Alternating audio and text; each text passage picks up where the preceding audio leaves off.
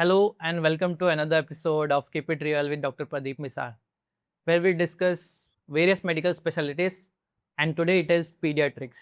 To talk about it, we have a very renowned personality, MD Pediatrics, and the topper of his batch, the first and only DM Neonatologist from Goa State and winner of Young Achievers Award at Yuva Pedicon West Zone 2025. If you are someone who's looking forward to take pediatrics as PG or a young pediatrician, then trust me, you do not want to miss this episode. Dr. Sarvesh Kossambe, I welcome you, sir. Thank you. Thank you for inviting me. Yes. How are you doing? Good. Thank you. Can you give us some background information on yourself, sir? So, like, how was the growing environment? How was your schooling? So I'm Dr. Sarvesh Kossambe. I'm from Margao, Goa. So I'm a native of Goan. My native village is Sangam, and I'm born and brought up in Goa. Okay. And my schooling has also been in Margao, right from KG up to 12th standard, and thereafter Goa Medical College. And for higher studies, I had been to Kerala, Kochi. Okay. And presently, I'm practicing consultant neonatologist and pediatrician in Margao, in private practice since last 5 years. So you said your full family is of pediatricians, sir? Yeah. So my parents are pediatricians. My father, my mother, and they have been in private practice in Margao for last almost 40 years now. Okay. And my wife, Dr. Neha, she's also a pediatrician. Pediatrician. Yeah. Okay. Okay. So, is there any specific reason you went for MBBS? I mean, this is a silly question now I'm asking. No, it is like my like right from childhood, my parents have been my role models. Like I've always looked up to them. Although when you are in childhood, you have different aims, ambitions, and everything tends to attract you. Yeah. And then, but as you grow up, then you slowly start streamlining. So somewhere while I was growing up, I decided that as with my parents as my role model, I wanted to become a doctor. Although when I was wanting to become doctor at that stage, pediatrics itself was not in your mind. In mind, but always I wanted to become a doctor. Okay. And any fun memories from MBBS? Fun memories from MBBS? There must be many. But Yeah. anything specific comes to your mind? MBBS is a journey. So right from first MBBS and then say until internship. Are you always like academically oriented or more of a sports kind of thing? No, I was academically oriented, but I was into music and also in sports like table tennis, badminton. Okay. And was in college event and all this at that time? Yeah, college events I used to sing, mostly into music. Okay. What kind of songs? Songs mainly Bollywood, but I am a trained classical singer. Okay. In classical singing, there are say 9 levels. Okay. Finally, those who are like big performers in classical, they do that Visharad, which is the 9th exam. So like that, I have done up to 4 Madhyama Pratham. Okay, nice. I didn't know. Right from child, say from first standard, I have been into classical singing. Until 9th standard, I have done. So till that 4th exam, that exam is called as Madhyama Pratham. So I'm a trained classical singer. Nice. So are you continuing singing? And as such, after entering into MBBS, I have not done much into music or sports. But otherwise, while I was in school, I was the captain of school badminton team. Okay, nice. And see, in 12th, 11th standard, at higher secondary level, I had won that all-rounder award for music, sports, everything like that. Okay. Then once I got into MBBS, I was more busy with studies. Happens. It all tends to leave our Correct. hobbies behind. Okay. And so during your time, there was merit or there was NEET? How was the picture? So during our time for MBBS entry, it was Goa Common Entrance Test. Okay. And once you get into MBBS, for entry into PG, it was through merit. Merit meaning the aggregate of 5 years of MBBS marks. Okay, there was some complication during your time, no, sir? Or what was that? Yeah, so what had happened was NEET had just come 1 year prior to our counseling. So I was 2008 batch. So for 2007 batch, there was counseling was based on NEET. So NEET had come for the first time. What used to happen was all other states had multiple medical colleges. So every state used to have their entrance test for getting into PG course. whereas Goa had only one medical college. So question of entrance test as such was not there. So admissions into postgraduate course was always based on aggregate of your 5 years of MBBS marks. So when NEET came, it was like based on NEET-PG, you take admissions for all India, and based on state rank, you would get into Goa Medical College. True.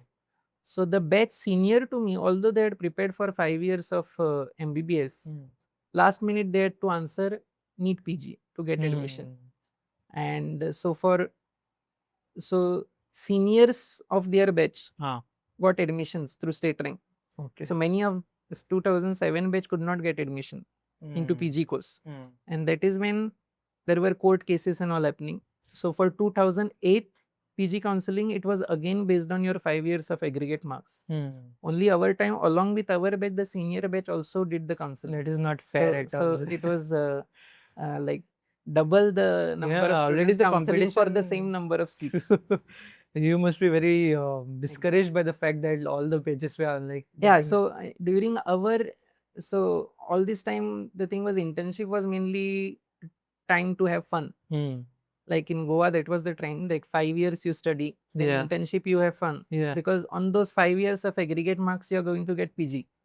So for our batch, we were not sure until last minute whether admissions are going to be based on NEET-PG or on MBBS aggregate marks. So even during internship, we were giving some time in preparing for NEET-PG. Pressure. Yeah. The pressure of uncertainty is very bad. So in our internship, all that time that trend started that during internship we were going answering NEET-PG and coming. So do you think that transferring from merit to NEET-PG has affected the mentality of students when it comes to MBBS study?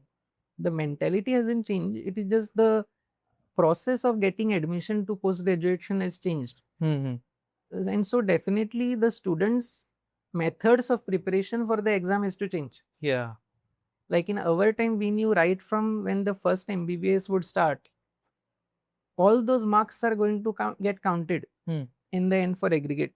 So your first MBBS, second MBBS, third, final MBBS, and even the internal vivas, midterm test, all those internal marks will be added up. So you had to perform for every exam well if you want a good PG seat. After that, when now that NEET has come, now definitely students have to perform well for the NEET-PG entrance. So the method has to change. So it is, I don't feel that it is like many times when we are into, say, our professors say that today's students come for PG by answering MCQs. In our time, we used to have more clinical knowledge because that time you had essay type of answers and more attention for clinics. So all that is very, very important. Okay. And so focusing on MBBS, on the theory knowledge and focusing on clinics and practicals is important. But just that focus is today not getting students into PG. You need to score for NEET. So it is. So it is not like the student's fault that he's answering MCQs and coming. The process has the changed. process has changed. And so you have to adapt accordingly. Finally, if you don't score in NEET-PG, you won't get the seat. Exactly. You wanted to be a doctor, but you're not sure about being a pediatrician. So when was the time that you decided that you want to be a pediatrician? This is the. So when I joined MBBS and as in when clinic started and once we were attending clinics, so when you start your third semester, so second MBBS, you start attending clinics in medicine, surgery, gynec, and then subsequently pediatrics and all other specialties. And so that is when I felt that that my choice is going to be definitely not surgical. So that is when I realized that I either want pediatrics and if not pediatrics, medicine.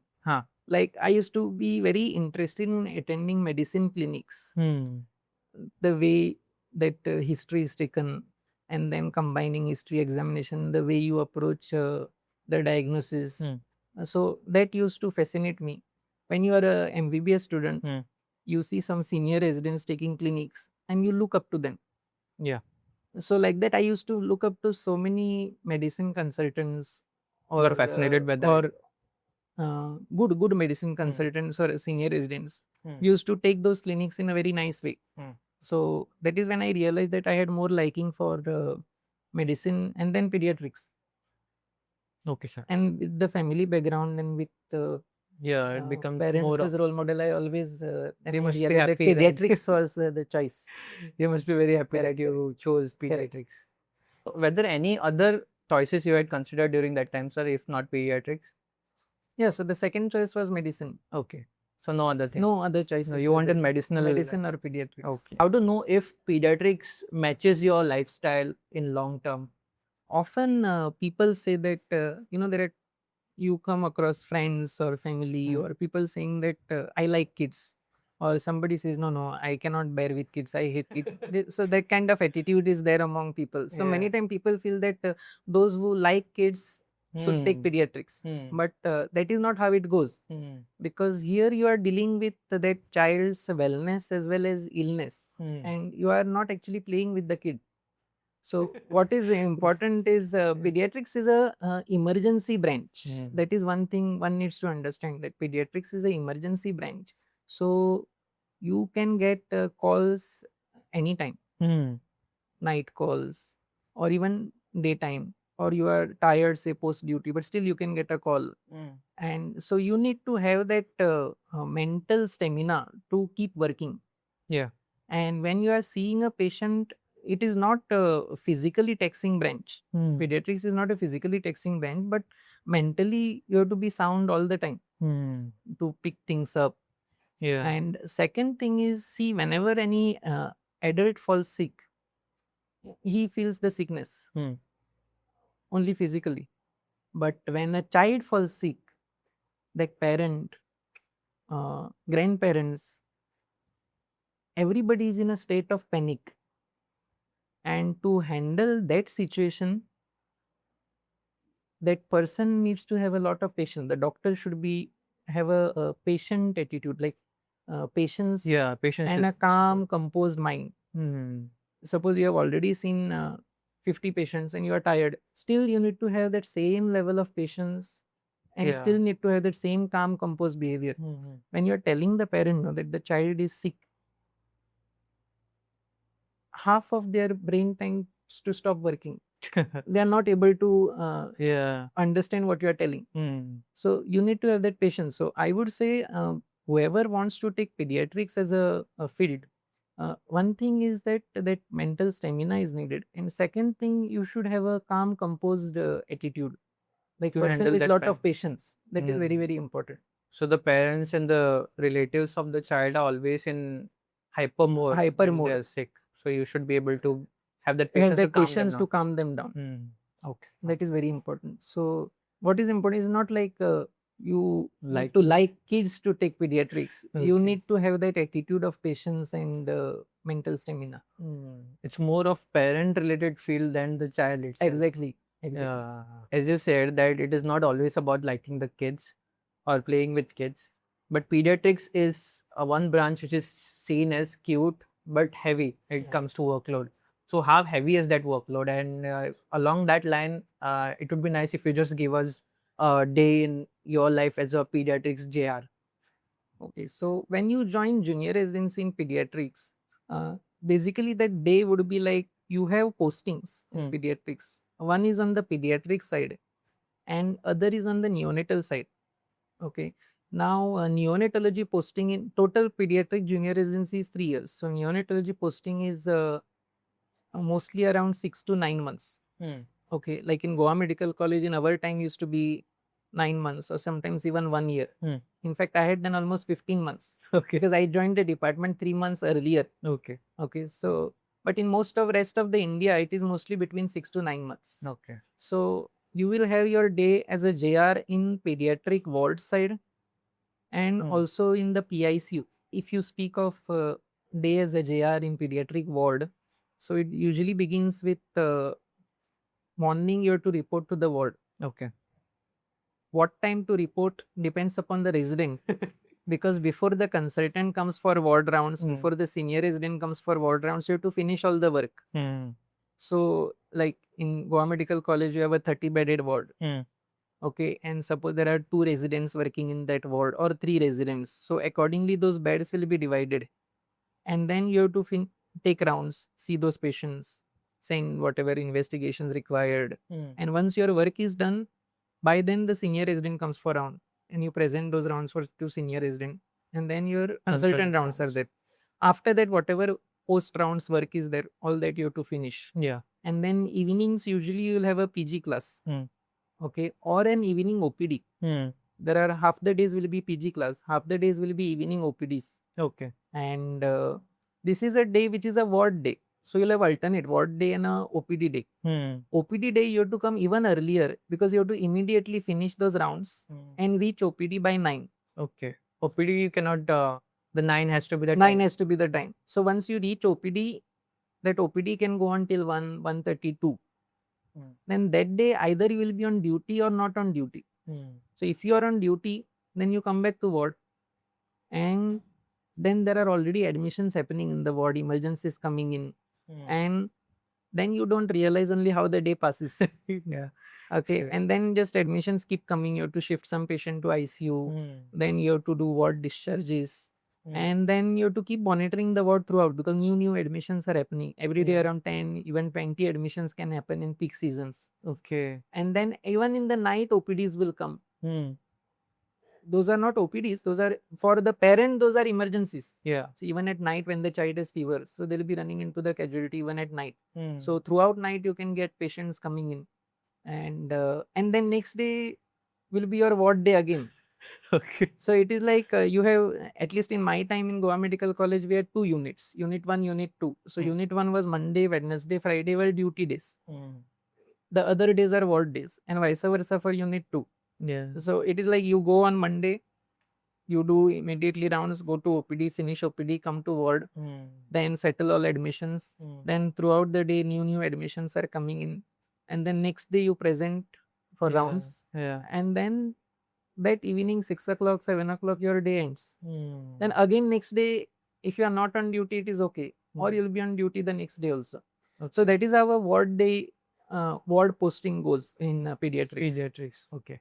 As far as neonatology is concerned, you have postings in the postnatal wards and you have postings in NICU. So NICU postings are very hectic. And so it is like morning you go on duty, and then the next day afternoon, evening your duty will be over. Okay. And so throughout the day, you are totally busy in NICU because it is a NICU with 30-35 beds. Yeah. And those many babies, so many babies on ventilator, CPAP support. And NICU is a very, very hectic and busy posting. Okay, sir. Busier than the pediatric side. Okay. But you have to be more careful also, very attentive. Yeah, exactly. Okay. It seems very hectic, sir, when it comes to... Yeah, so pediatric workload wise, it is very hectic. How was your mentality when you just joined, sir? Did you find it very overwhelming or... No, for me, what had happened is like during the days of MBBS and internship, as I was approaching towards PG, and I wanted pediatrics. So when I joined, I was like living my dream only. So whether there was workload or whether there were sleepless nights, on the whole, I was enjoying entire junior residency. So it becomes very different when you actually like Yeah, the subject. very much. So it becomes more of a learning and enjoying on the way. Exactly. Frankly speaking, the entire junior residency I only enjoyed. But only working I enjoyed. Working. Yeah. So you actually really like that. Yeah, branch. totally. But it can become a different picture if you're not into the branch. Yes. Okay. Based on your routine as a first year, it is kind of very hectic. So how do you cope up with the emergency part of pediatrics? Most of us sometimes understand the pediatrics, the medicine part, but when it comes to emergencies, there are a lot of emergencies also. So as a first year, when you're entering, you find the emergencies. How do you cope up with that pressure? Pressure meaning when you are posted in pediatrics as a first year. So emergencies you have to face mainly when you are on duty. Because like at least in Goa Medical College, emergencies come in the emergency department that is casualty. Yeah. And there are senior residents and medical officers there who manage cases, and then they are shifted to ward. But in pediatrics, what happens is they don't come to casualty.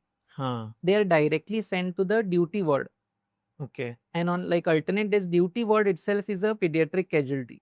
So pediatric patient in emergency situation never goes to Goa Medical College casualty. They go directly to the ward, the duty ward, and that itself is a casualty. Yeah. So when in the first 6 months, in the first year, when you are on duty, you always have a second year junior resident and a third year junior or a third year junior resident who is also doing duty along with you. Okay. Okay, so under the guidance of your senior, you are managing those emergencies. So actually what happens in the first 6 months, you are managing the emergency, but handling the situation is mostly done by your second year JR or the third year JR.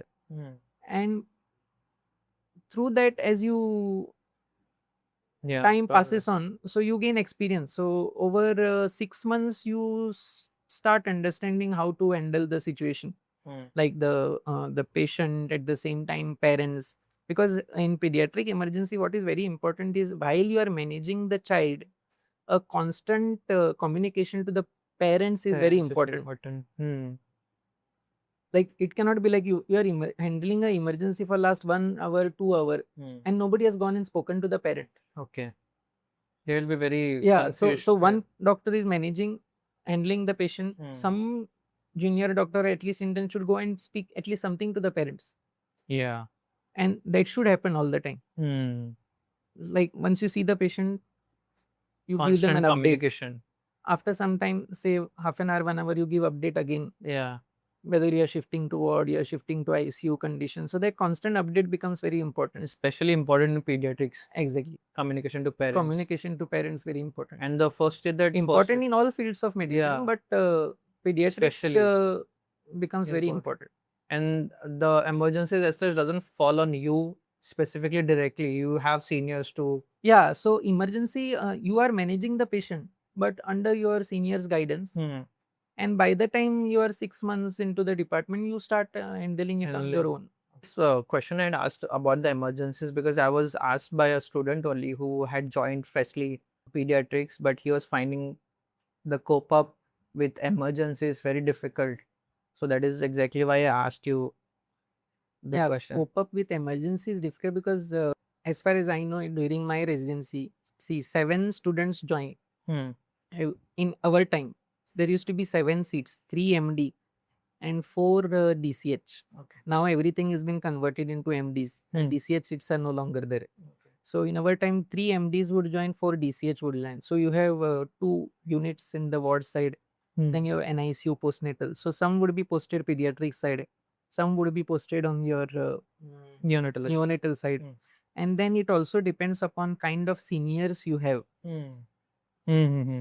Like I get it. So what you're saying. So it is like some seniors are very supportive with a thought that, oh, this you are new into the department, you're finding it difficult or something like that.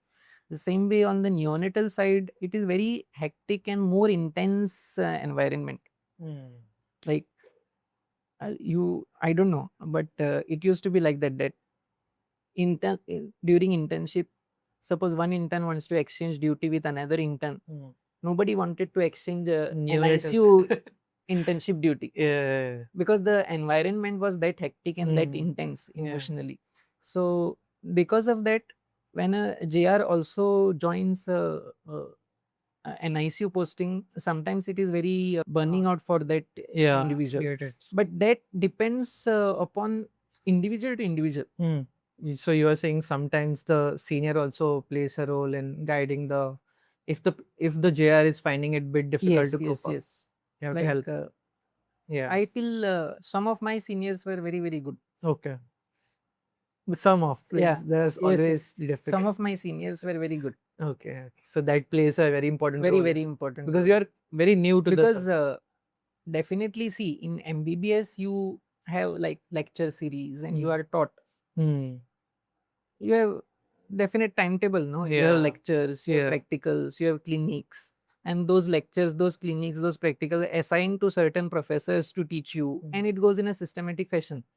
When it comes to a clinical side like pediatrics, you are working in ward all day long. All throughout you are working. Yeah. And there are PG classes. Okay. But PG classes are in the form of seminars. Okay. case presentations, journal clubs. Lectures as such. Yeah, there are no lectures as such. So PG classes are mainly seminars. I don't feel it is only in Goa Medical College. It is all across India is what I feel. There will be PG classes, seminars, journal clubs, and case presentations. Long case and short lectures as such. Yeah. Okay. So these seminars themselves are lectures. Seminar will be on particular topic. But that seminar will be presented by MD postgraduate only. JR1, JR2, JR3. But that seminar will be fine-tuned by a senior resident and a consultant. Okay. So every seminar, every journal club is presented by a JR who is guided by a SR and a consultant. Okay. So those PG classes are attended by JRs, SRs and consultants. And during those PG classes, consultants ask questions to JRs. It is not like a consultant is directly taking a lecture.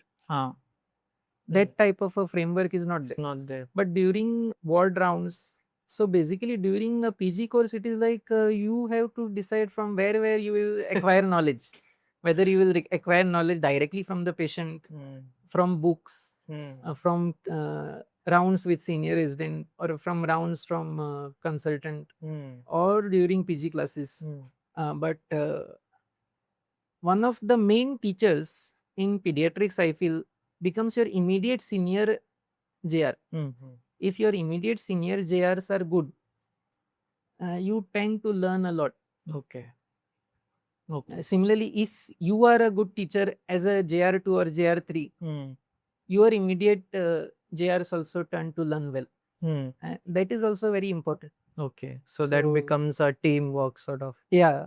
Okay. So I feel you are lucky as a JR1 if you have a good JR2. Okay. That becomes the immediate space for you. Immediate space, because you are spending time with that, like you are working in the ward most of the times under the guidance of your JR2, JR3. Yeah. Not all the time under senior resident. So JR2, JR3, not that they know a lot. Yeah. But at least they should have that guidance mentality. Guidance mentality should be there. Because they have gone through the same process. Exactly. And they because can what happens is when you are doing JR1, you are only learning and focused into clinical aspect only. When you are into second year, you start feeling that by the time you know entire pediatrics. And when you are in third year, you actually start preparing for exam. From first year, you are reading only case wise. But when you are in third year, you are actually reading entire Nelson, all the books, everything. And that is when you start realizing again that, so much is there. So much more is there to learn. So in first year, you are learning. Second year, you feel you know everything. And third year, you again start feeling that there is so much more to learn. So that JR2 has to be, who knows everything, should know that what to teach, how to teach, what not to teach. So basically acclimatizing the JR1 into that environment. Exactly. Okay. Specific time that was like you remember that has impacted you, that you still carry with you? There are certain things I carry with me all along from JR time or say during senior residency. See, we definitely learn from individual cases. That is basically what makes you a pediatrician. Every case you learn something. Yeah. All across 3 years. And you learn from your seniors, teachers and patients, mainly from the wards. Now, there are certain things which I would like to give like a message that residents or even after you become pediatrician, you tend to underestimate. One is parents' intuitions. Parents' intuitions, you tend to underestimate that because you are a doctor, you know it better. And the parent doesn't know. Definitely the medical part, you know it better. But sometimes parents have intuition. So now this is not in books or this is not, this will not be taught. But parents' intuitions, you have to keep in mind. Second thing is referring doctor. See, you are a postgraduate. Referring doctor is a GP. So he is referring from some peripheral center to Goa Medical College. Tendency is there that you are qualified more. So you know it better. So sometimes you tend to underestimate that referring doctor. But that referring doctor has years of experience of referring. Yeah. So he refers only when it is really needed. So definitely there must be something. So that referring doctor also Is important. you should not underestimate. And third thing is we cannot take see, every case will have differential diagnosis. So you do history examination, you have a differential diagnosis. So 90% of the time your diagnosis is right. So it is said that you always make the commonest diagnosis first.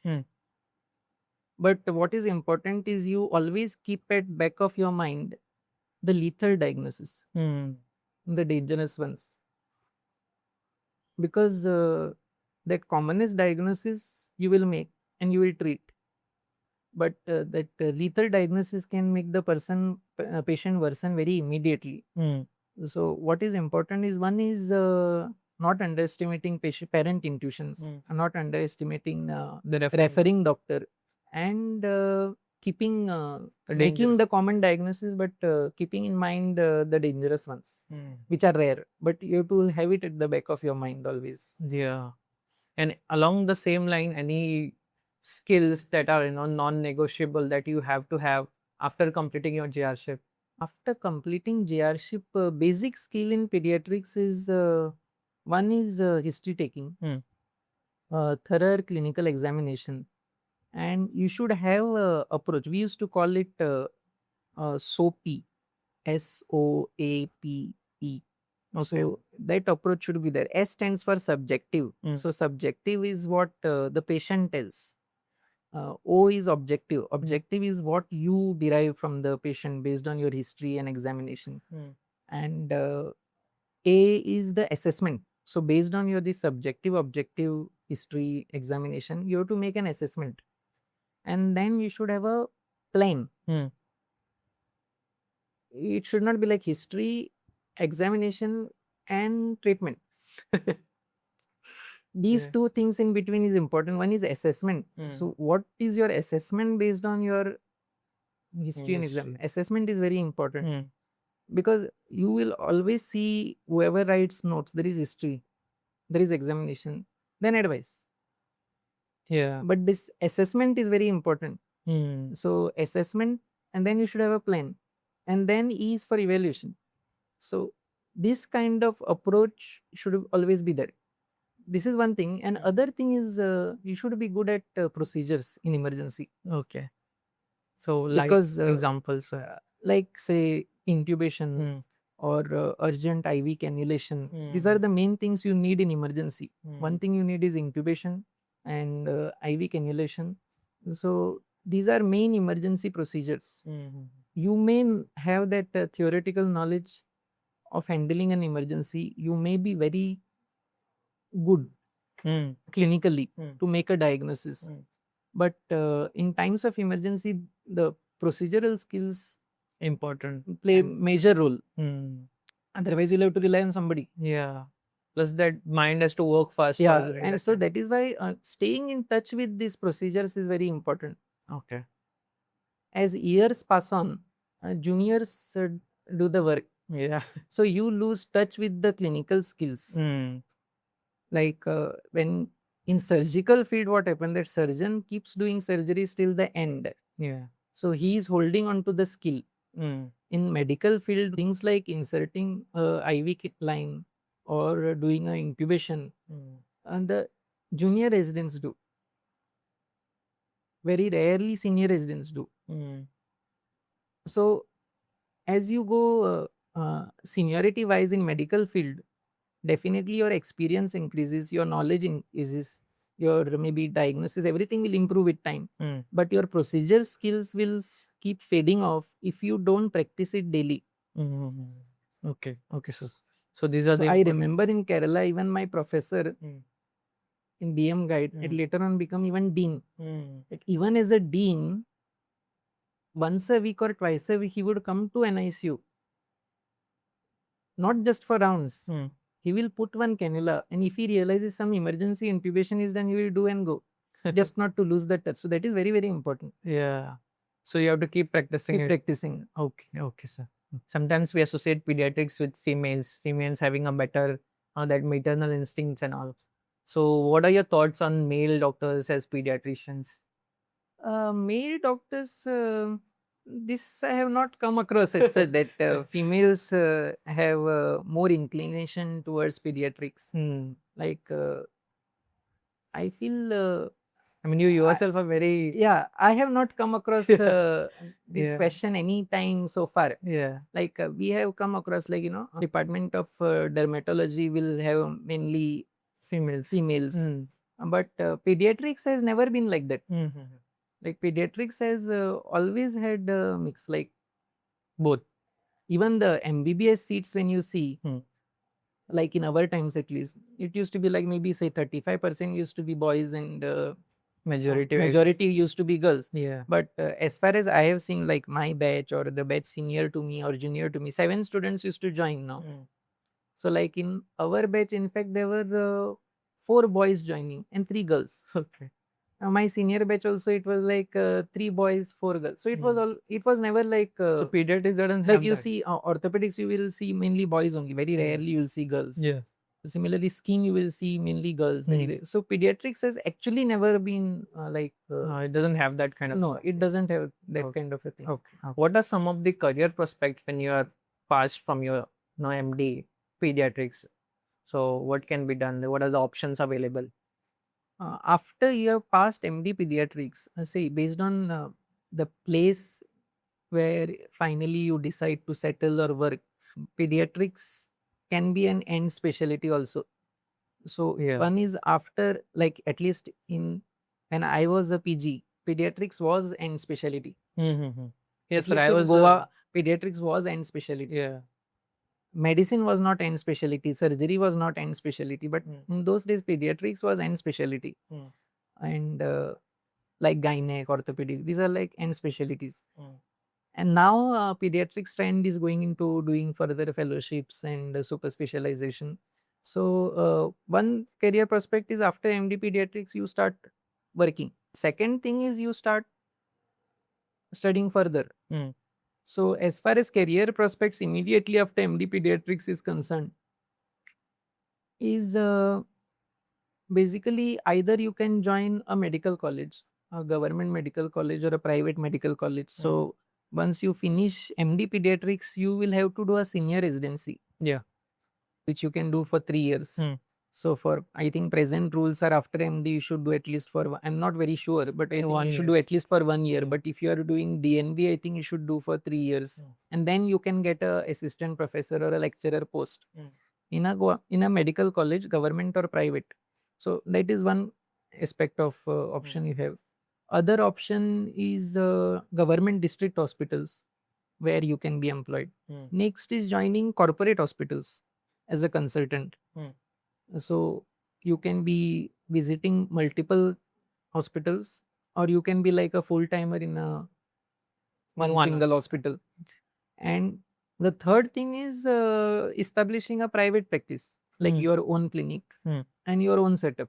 Okay. That can range from just having a clinic to maybe entire hospital. That depends. So basically career prospects are either you join a medical college as a teaching faculty, or you join a corporate hospital or a government district hospital, or you start a private practice of your own. And then you can decide whether you want to study further or not. Yeah. Okay. So studying further is basically going into subspecialties of pediatrics. And that will be either in the form of a DM or a DNB or fellowships. So how much freshly passed out MD can expect when it comes to earning? When it comes to earning a freshly passed out MD, at least in Goa, based on whatever prospects are there, I think you can earn anything between say 7 to 15 lakhs per annum per year. Okay. So it will depend, like this will vary because you may join a medical college. First you'll be joining as a senior resident. Okay, then as you get promoted, say as lecturer or assistant professor, your salary will go up. Other option is joining district hospital, like government today has permanent posts and contract posts. So contract posts will be paid a slightly lesser amount. Permanent posts have a higher salary. Other thing is joining corporate hospitals. Like there are not many corporate hospitals in Goa, Yeah. but joining a corporate hospital. And mostly in Goa, the trend is there are many small hospitals. There is no very few one big hospital. So what new doctors tend to do is either they join a medical college or they join district hospital, or they Corporate. try to take attachments to many small hospitals and visit all those hospitals as and when there are cases. Okay. So, and the next is if you are trying to do a private practice, then it will be a little slower journey from, because you have to build that practice over time. So 7 to 15 lakhs per That is annum. the starting based on where you are. Okay. For other states, it also depends whether you are in a metropolitan city or whether you are in a peripheral peripheries. Yes, sir. And I don't know, we have a general mindset that somebody who is in a metropolitan city is well off and doing better than somebody is in the periphery, which is not so. Yeah. Because there is a lot of competition in the metropolitan cities, and it is like a mirage. Mirage. No? So from far you feel Nice. it is there is water there, Yeah. but it is not so.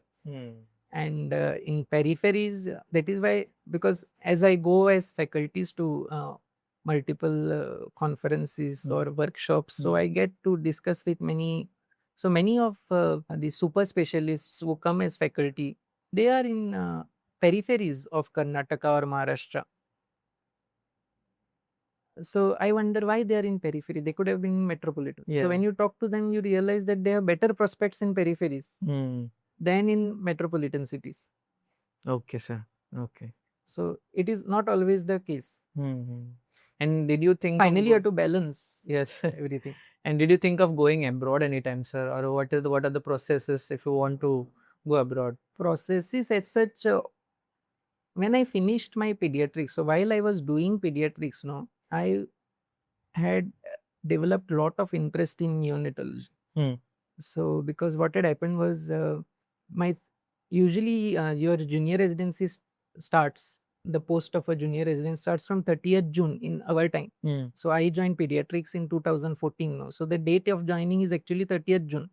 But I'm a Goan, no? So I'm from Goa. So I took pediatric seat on the first counseling only. Okay. 2-3 counseling are yet to happen. So all India candidates, other candidates will come after those counselings. But the department people know me. So they knew I have taken a seat. So everybody wanted me to join. So I joined 27 March only. Okay. Immediately after the first round of counseling.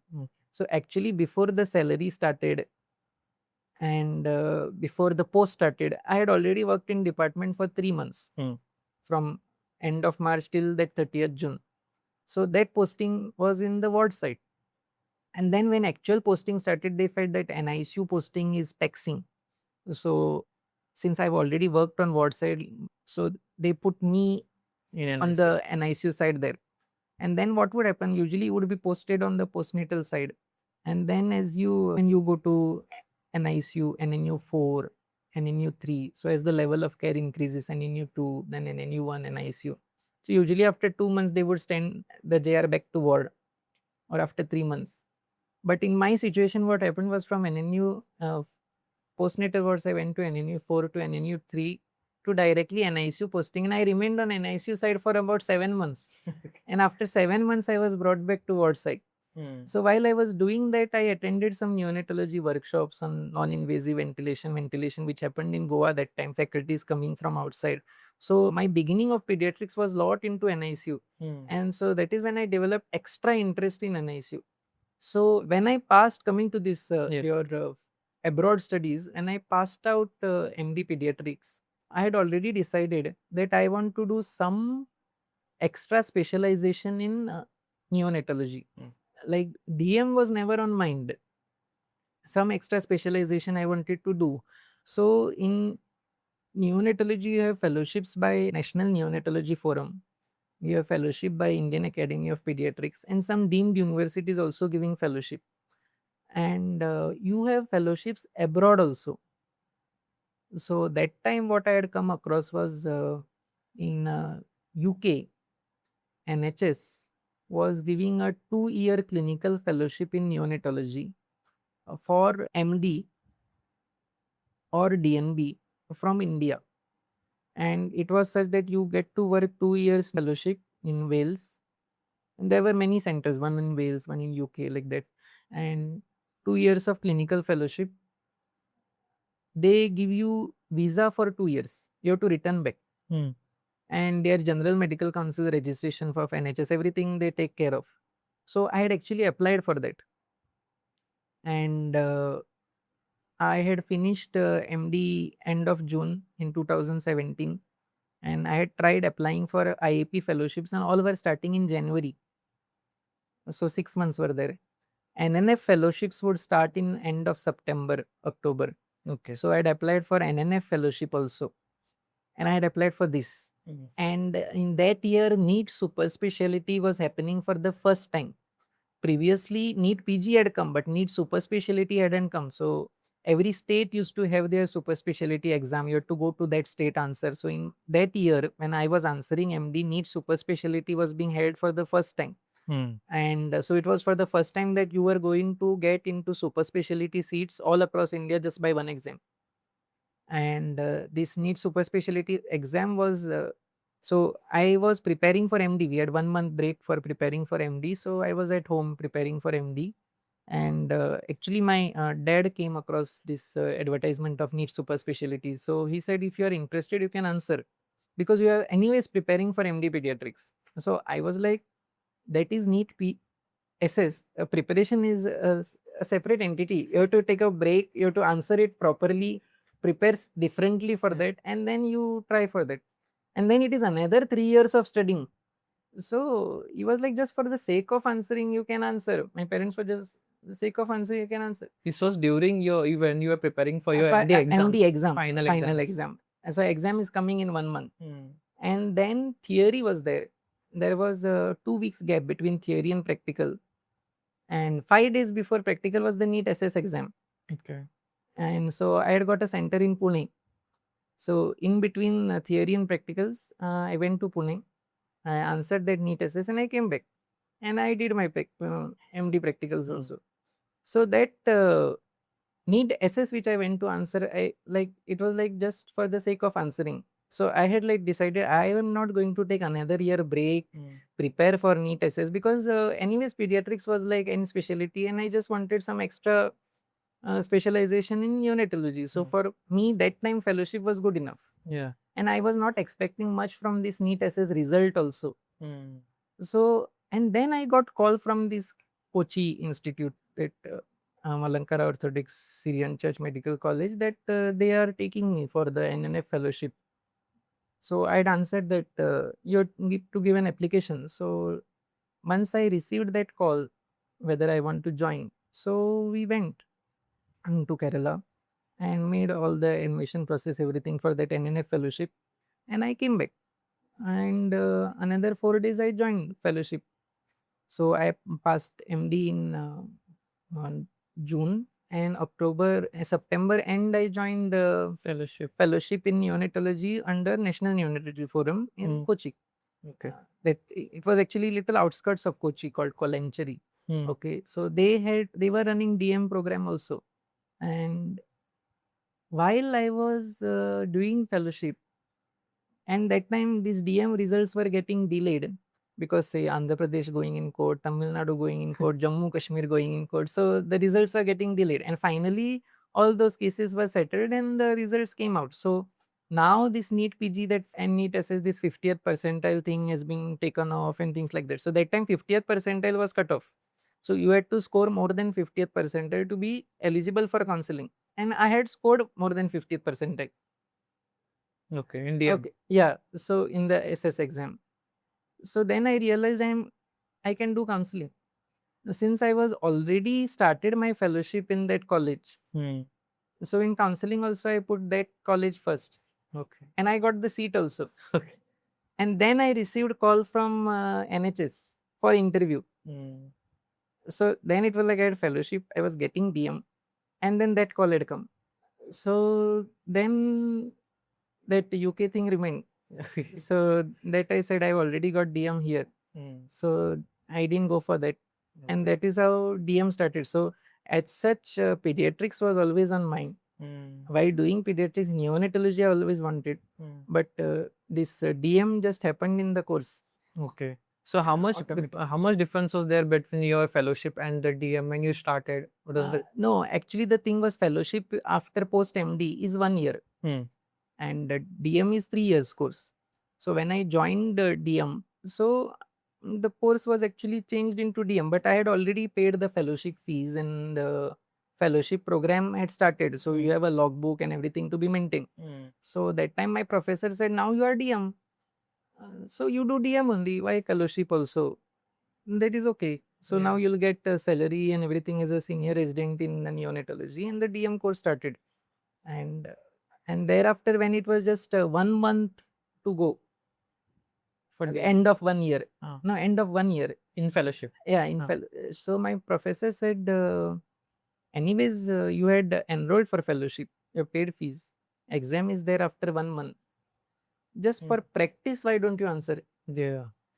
You will get a hang of how exams are, and that see, whenever you are having exam, no, you answer it in your state, your college, MD, DM. Only for DNBs you go elsewhere, and so for this fellowship, answering you have to go to Delhi.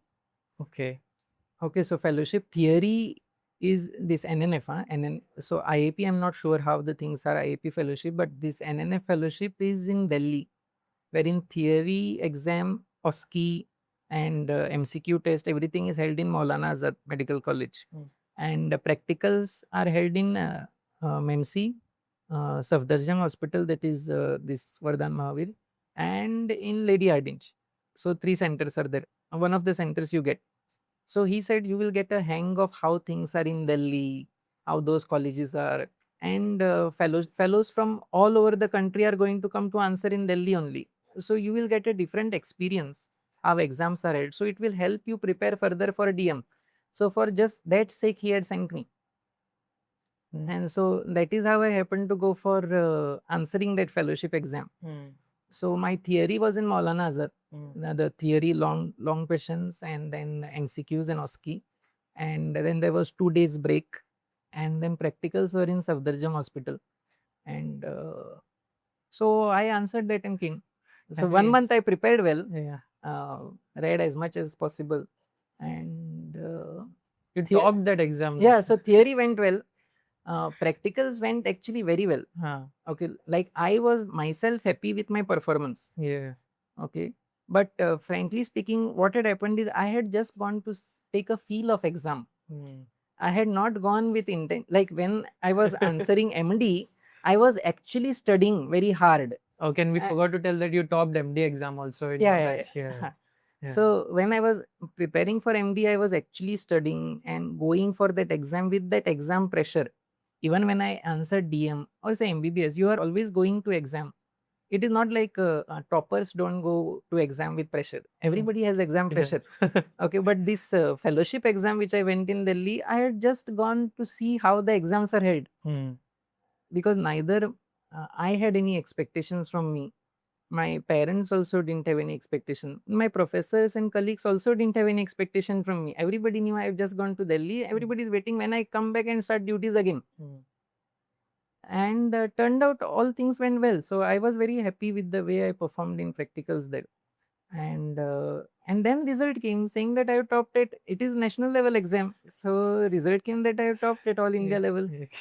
And they give you gold medal also at the national conference of National Neonatology Forum. So then that year conference was in Varanasi.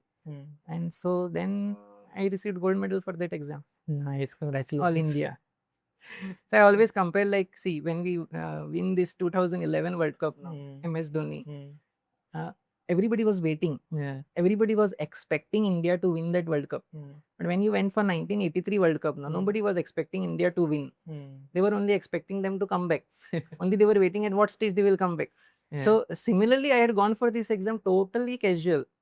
Like I remember just before practicals also, if it is for MD or DM, I will be with some book now before you enter into exam hall. Here I was simply sitting. I was just exploring Safdarjung Hospital, like how it is, how their NICU is and all. So I had taken it with a very casual approach when I went there. And I had prepared for 1 month. But things you turned out felt well. that the exams went very well. Yeah, I felt exams went very well. But no So maybe expectation. that absence of pressure also Yeah. contributes to your performance. Hmm. Because I had studied for 1 month. I had been working in NICU for 1 year. Only thing I went for exams not with any expectation. Hmm. I just went to see how exams are held.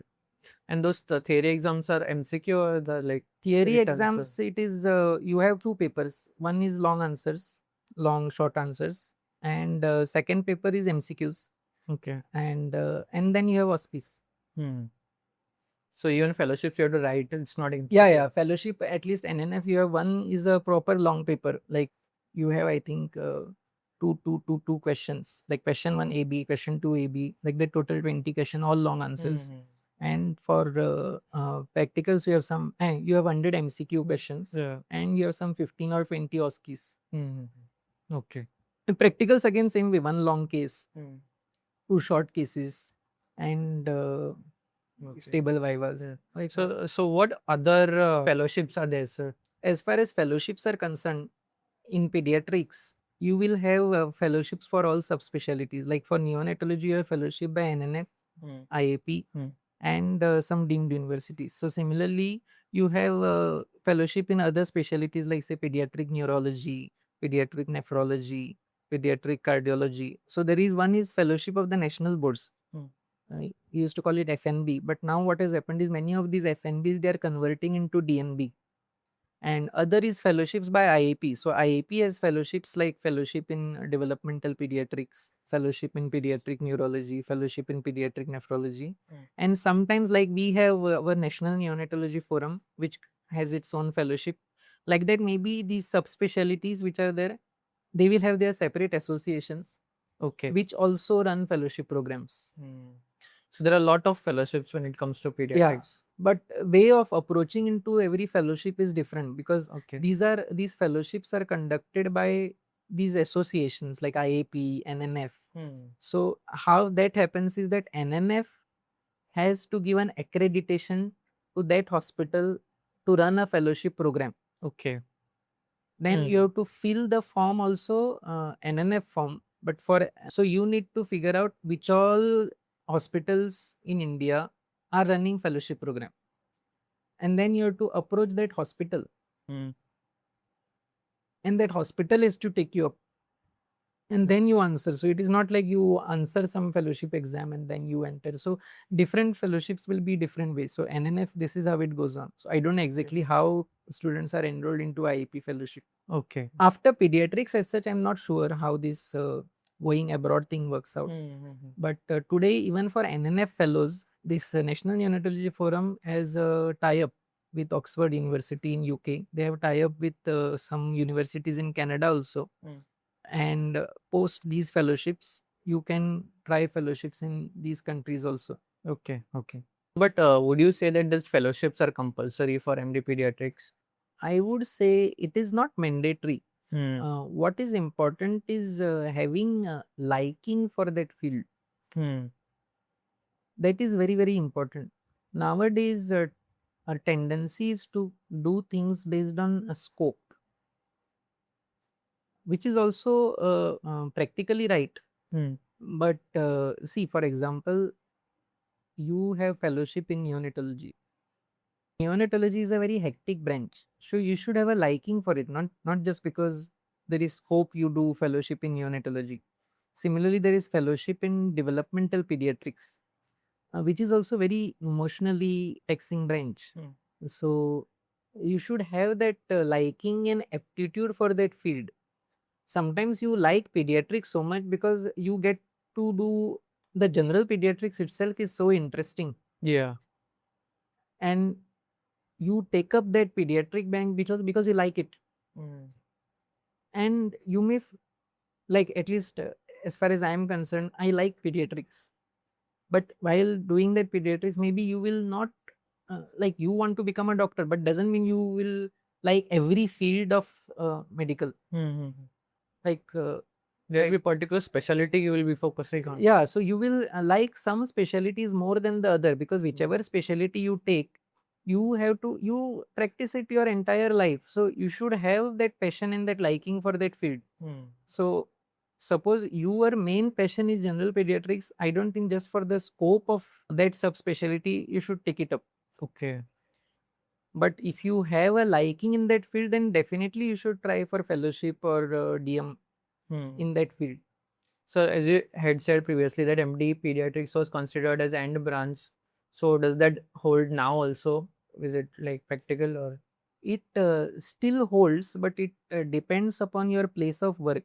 Like why I say like that is like in say in Goa you definitely have scope for pediatrics, and Goa definitely it's a end specialty. Like patients go to pediatricians when the child is sick. You don't find out who is a specialist in this. You go to pediatrician. Suppose adult has diabetes, they will go to MD medicine. But nowadays there is kind of an thing to go to find out who is a diabetologist or who is an endocrinologist. Like somebody has a stone. Nowadays people know that something called as urologist is there. So Understood. that kind of thing is there in Goa. So as far as pediatrics is concerned, frankly speaking, when I was doing a residency in neonatology 3 years in Kerala, so that suppose in a postnatal ward there is some problem with the baby, so they will say please call the pediatrician. So when you go to see the baby, that father is in a panic situation. He's saying, I want pediatrician to come and see my baby. So he's asking, are you the pediatrician? So the sister says, sir, he's a neonatologist, but he's telling, but I want pediatrician to see my baby. You understood? So they think it's the broad. so that thing is still there. So pediatrics is still an end specialty, but we definitely need super specialists in different fields of pediatrics because we have those facilities today. Like an epilepsy case will be definitely managed better by a pediatric neurologist than a pediatrician. Or a pediatric, say some congenital heart disease, VSD, PDA. Those cases will be better managed by pediatric cardiologists than a pediatrician. Like a nephrotic syndrome, nephritis will be better managed by pediatric nephrologist than a pediatrician.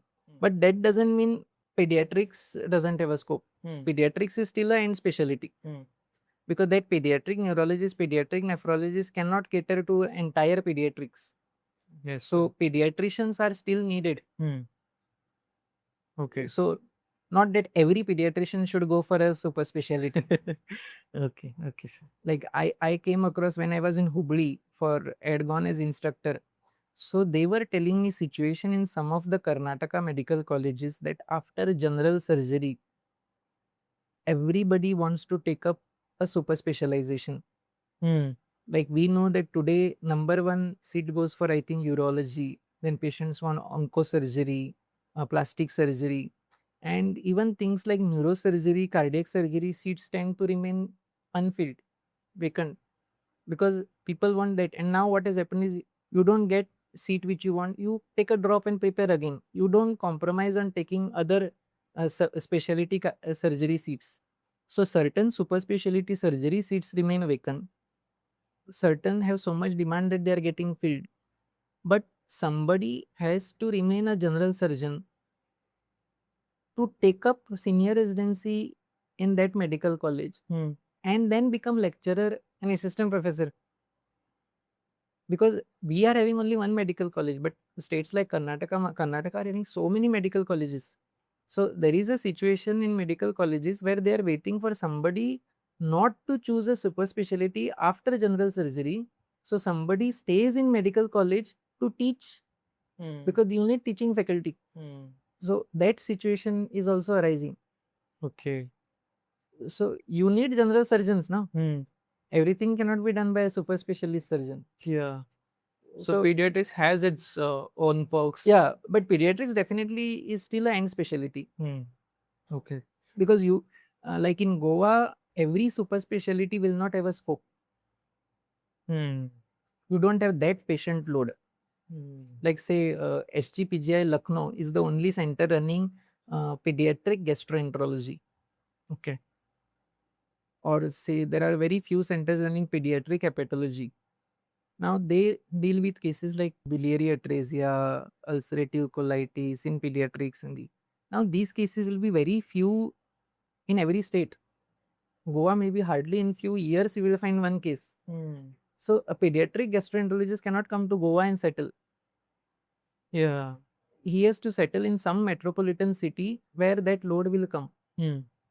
Here that thing of scope comes. So you should have a liking for that branch and you should see where the scope is. Got it, sir. Okay, and it's a very proud moment for us that you are the first and only DM neonatologist in Goa state. So tell us more about the DM journey of yours, sir. Yeah, so DM, that is how I got into DM, like how I told. So it all these years, so when I went for DM, all my seniors were from Kerala only. There was no other senior from other state because that was the year first time when NEET super specialty was held. So previously, every state would have their entrance test for a super specialty. So if you have a liking for some super specialty, except for say AIMS and PGI, they have their exams. But in other states where super specialty programs were running, you had to go to that state, answer that entrance test, and then get admission. So this is for the first time that NEET super specialty was held. So I answered that, I got the 50th percentile and took admission here at Kochi. And that was the only medical college in Kerala that time which was offering a DM in neonatology. Like you must have heard of Amrita Institute in Kochi. Yeah. So in that time, Amrita Institute in Kochi had all super specialty branches teaching except neonatology. Okay. They did not have a DM in neonatology course. And our college was a missionary college. And it was say around 30 minutes drive from proper Kochi. And our college was offering PG in all branches, but super specialty only in neonatology. DM neonatology was the only super specialty offered there. Other super specialties was not there. So even in that time, Sion had only one DM seat. KEM had one DM seat. So very few DM seats were there. So overall some 24, 25 were there. And by the time I was in third year of DM, the number of seats have increased several times. Now even in Trivandrum, there are 2 more seats. So that time only this college was offering 2 seats. Why I went there? Because while I was doing MD, I had attended so many workshops in neonatology, conferences. So I knew some top stalwarts in neonatology across India. So based on that, I wanted to do fellowship in those institutes only. I was not trying for fellowship wherever I'm getting. So I had applied somewhere in Hyderabad. I had applied somewhere in Bombay. I had applied here also because I knew the faculty there. So I had done, so there we had Dr. KK Divakar, who is like stalwart in neonatology, and Dr. Leela Kamal. So I knew that these professors are there. So I applied for fellowships. So when I went there, I took DM as I got. So DM is a 3-year course. And you actually need to have that stamina because when you hear other DMs, so when you do say DM in neurology, all branches are hectic only, but you have to understand here in neonatology that it is a NICU setting and it is a DM course, so it is 3 years in NICU. Like even in pediatrics, when students are posted in neonatal side, you are like after 3-4 months you want to go to pediatrics, some switch you want. But here you have to understand that all 3 years you have to enter the NICU. So NICU becomes like your house, that duty room. So and the scrubs and all that always. Scrubs and also hand washing, that lot of etiquettes are supposed to be. So you totally get into that culture. And this our NICU at MIC Medical College under Dr. Divakar sir was he was trained in Australia. So he was trained in Australia. Then he was a professor at KMC Manipal. And after that he came here to Kerala because he was natively from Kerala and he established that NICU in that department in that college. and then he started with fellowships, and they had lot of delivery load. Like he was a brand, so people would come if somebody is about to have preterm delivery, then outbound references would come, in utero references would come to deliver in that medical college. So we had a tremendous load of deliveries, and like you see, there are NICUs with 30 beds, 40 beds, but here the NICU was like to those Western standards, like with all the monitoring, invasive monitoring, and it was say around 10, say 10 plus 6, so around 26, say 22 to 24 bedded NICU it was. Could accommodate more also, but usually 22 bedded. But we had the 10 ventilators, so you can see the proportion. So whenever medical colleges, they're having 30, 40 beds, but usually ventilators are say 5, 6 like that. But we had some 10, 12 ventilators, so that much ventilation also we would do. Hmm. And so there also it was like every morning, early morning, you have to start postnatal rounds. Different wards will be allotted to different residents, so you have to start postnatal rounds. Then you come into NICU by 8:30. You take rounds of your NICU babies, then rounds start, and some resident will be on duty along with a pediatric PG. Hmm. And same way that once if you are on duty, it is very hectic till next day afternoon. Okay. And what are the some of the kinds of cases you saw in your DM, sir? DM cases is basically, it is nothing different. Cases wise, it is not different, because cases would be same what you see during your PG. Same cases you see in your DM also, but only your level of teaching and level of management changes. To put it simple, like you will have seizure cases coming in pediatrics also, and you will manage them.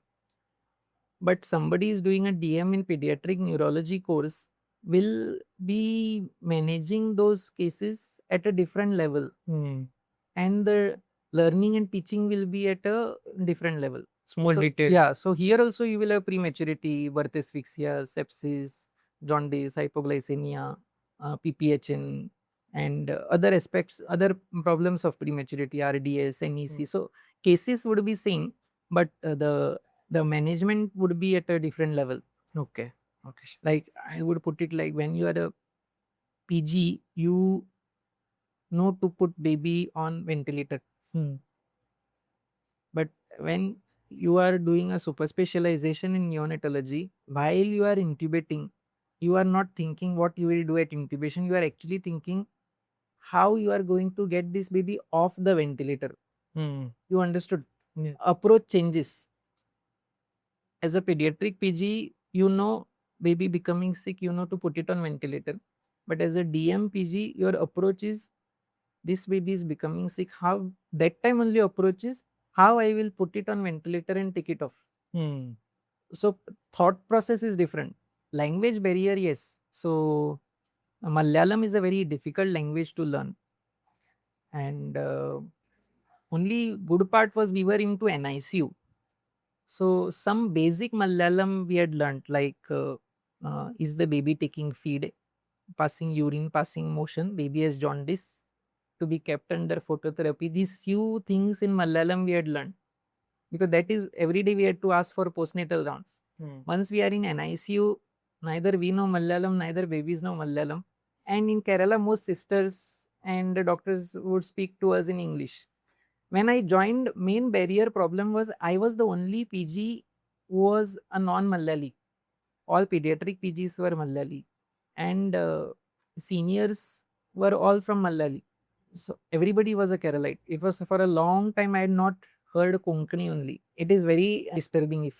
If you could hear somewhere somebody saying Konkani, you would say very nice. So and that was the only time I had been out. But then when I joined second year, next year's NEET SS was held. So my juniors who came, one was from Hyderabad, other one was from Pune, and further junior when they came, one came from Vizag, other came from Kolhapur. So then it was like all India candidates coming in. But my first year only I was the all India candidate for the entire hospital, because that was the only super specialty course they were running. So you learned the basic. So basic Malayalam I had learned, but even till the end, by the end of 1 year, I could kind of make out what the other person is talking, but I would reply in English only. But I don't know, I felt people were nice. When I would tell there in Kerala that people here are nice, they would not believe me. The locals, they would feel, local themselves would feel that people are not that nice the way you are thinking. But I personally felt that despite language barrier, no, your work would be done. Like I go to post office for some work, I go to bank for some work. There is a lot of language barrier, but things would work out. If I try to tell in English, if that person is not understanding English properly, he will call somebody else, make some arrangement for me, but the things would work out. Sometimes even in Goa, your work doesn't get done. And if you go to say Delhi, you know Hindi, other person knows Hindi, but that person just doesn't want to do your work. But so I felt they had a lot of work ethics. Like I went to say wherever other places you would work now, so people there have a different kind of work ethics. I like that work ethics culture about people in Kerala. Work being done. Yeah, like the doctor will be totally focused on his work. Even the sister who comes into an ICU now, while entering, she will pray. Why she is praying? She's praying that whatever care she's going to provide today, all the work she does goes well.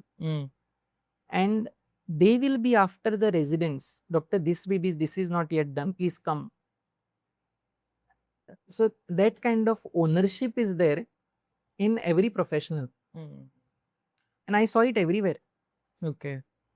Whether post office, bank, supermarket, shop, everywhere, whoever is working, no, they are working with total devotion to that work. Okay, sir. Which I like. I mean, that is what you can imbibe from them, that they have a different level of work ethics. So the 3 years of DM went very well for you. Yeah, except for language barrier and missing Goa, home, parents, food. Yeah. Because I am a typical Goan, like I need fish, curry, rice. So otherwise it went well. Okay, sir. And the final year went in COVID also. COVID started during that COVID time. Struck that time. Okay. So any changes during that time? No, luckily, what happened was, luckily, unluckily, what happened was 2020, 2019, end of 2019, COVID was coming. First 3 cases in India also happened in Kerala only. So end of 2019, I was going for a PG refresher course in Chennai. So that was, and it was end of just beginning of 2020. 2019 COVID in November it had come. Not declared as pandemic yet. Pandemic was declared in March. So I was freshly buying N95 masks, which were very costly then. And I was in Kerala airport and I saw everybody is wearing masks. Okay, in February. And I landed in Chennai and people are looking at me as if I am only having COVID because I was the only one wearing mask in Chennai.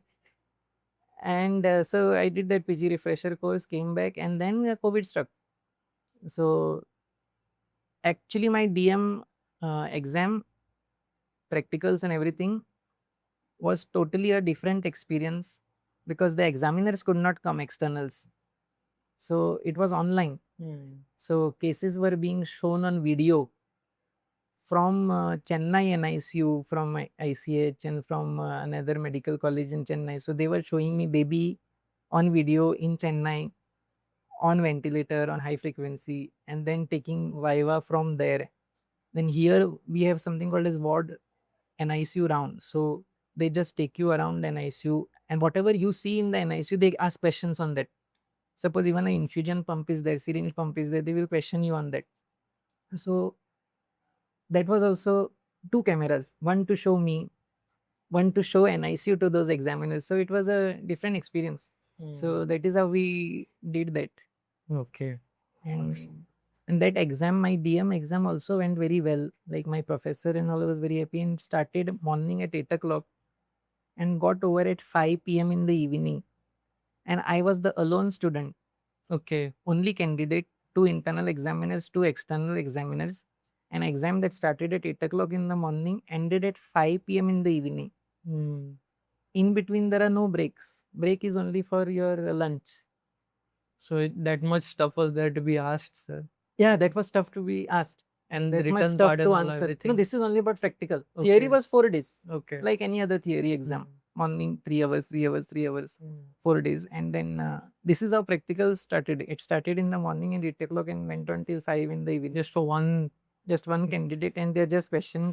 Because DM, to make you pass, they need to be sure.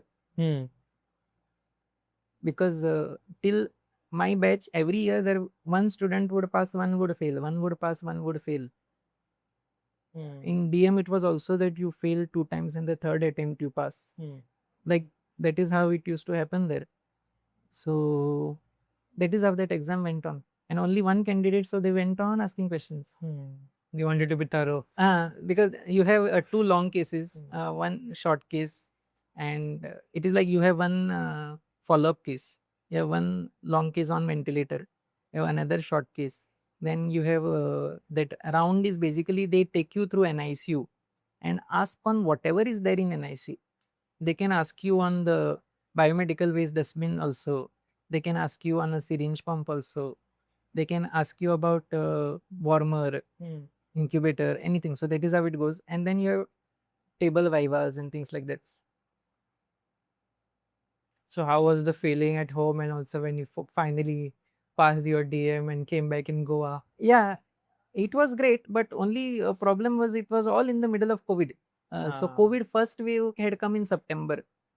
My DM exam because of COVID was getting postponed because it is a DM program, and so like some decision has to come how to hold the exam. So finally in October the exam was held, and I came back end of October, somewhere around 24th, 25th October I came to Goa. That also in Indigo flight with alternate sitting, one person wearing PPE, other not wearing. So I was wearing the PPE gear, everything. And when I landed also, it was like my parents had come to pick me up, but they were sitting in front. I was sitting behind with all the gears, everything. As soon as I came home, I was staying on the first floor. They were staying on ground floor, 7 days isolation. So it was in that This is the first atmosphere. wave. Yeah. First wave had just Very scary. That yeah, time. September first wave, and then that was going down, and then May that second wave came. That what is that? Some other virus which was more deadlier, Delta plus or something. The second wave, which was in May, which had maximum mortality and all. So when I came back, that was the situation here and everywhere in India. So you could not get to celebrate. It was not a celebratory time for the overall. world overall. Okay. So, but when did you start celebrating? So, like, did you have any party or something like that? Yeah. So nothing like that could happen. So what happened was 7 days I was in isolation. After that, like nothing had been planned as such, like what to do in future. Because previously, how I used to think is after I finish this DM in neonatology, I would go for training in these neonatal echo and doing point of care ultrasonography, and those teaching, that experience I will gather from somewhere, whatever courses are available, and then come and decide what to do in future. But it was time of COVID that nobody is running any teaching program. Medical colleges were not, they were only looking after COVID. Like no question of joining any corporate, no question of joining any medical college. Everywhere, whoever doctors are there were also working for COVID only. So that was the situation. So nobody was hiring any kind of doctor that time. Everybody was either sitting at home or working for COVID patients. In Kerala, what had happened was they were following a nice protocol. What they had done in all departments, they had grouped everything into 3. They had made a separate COVID ward, and whether nursing staff, doctors were grouped into 3. One who works for COVID. Wherever COVID ward is there they would work, not in their department. So they were working for COVID. The other 1/3 would work in the ward. Other 1/3 was standby, because as soon as some case becomes COVID, everybody would become COVID. So they go in isolation. Then that standby would come to work. So that is how things were getting managed. And as far as DMPGs were concerned, we were like the most loaded department in the medical college otherwise, and we were hardly 2 PGs per year, no. So we were hardly 6 people working.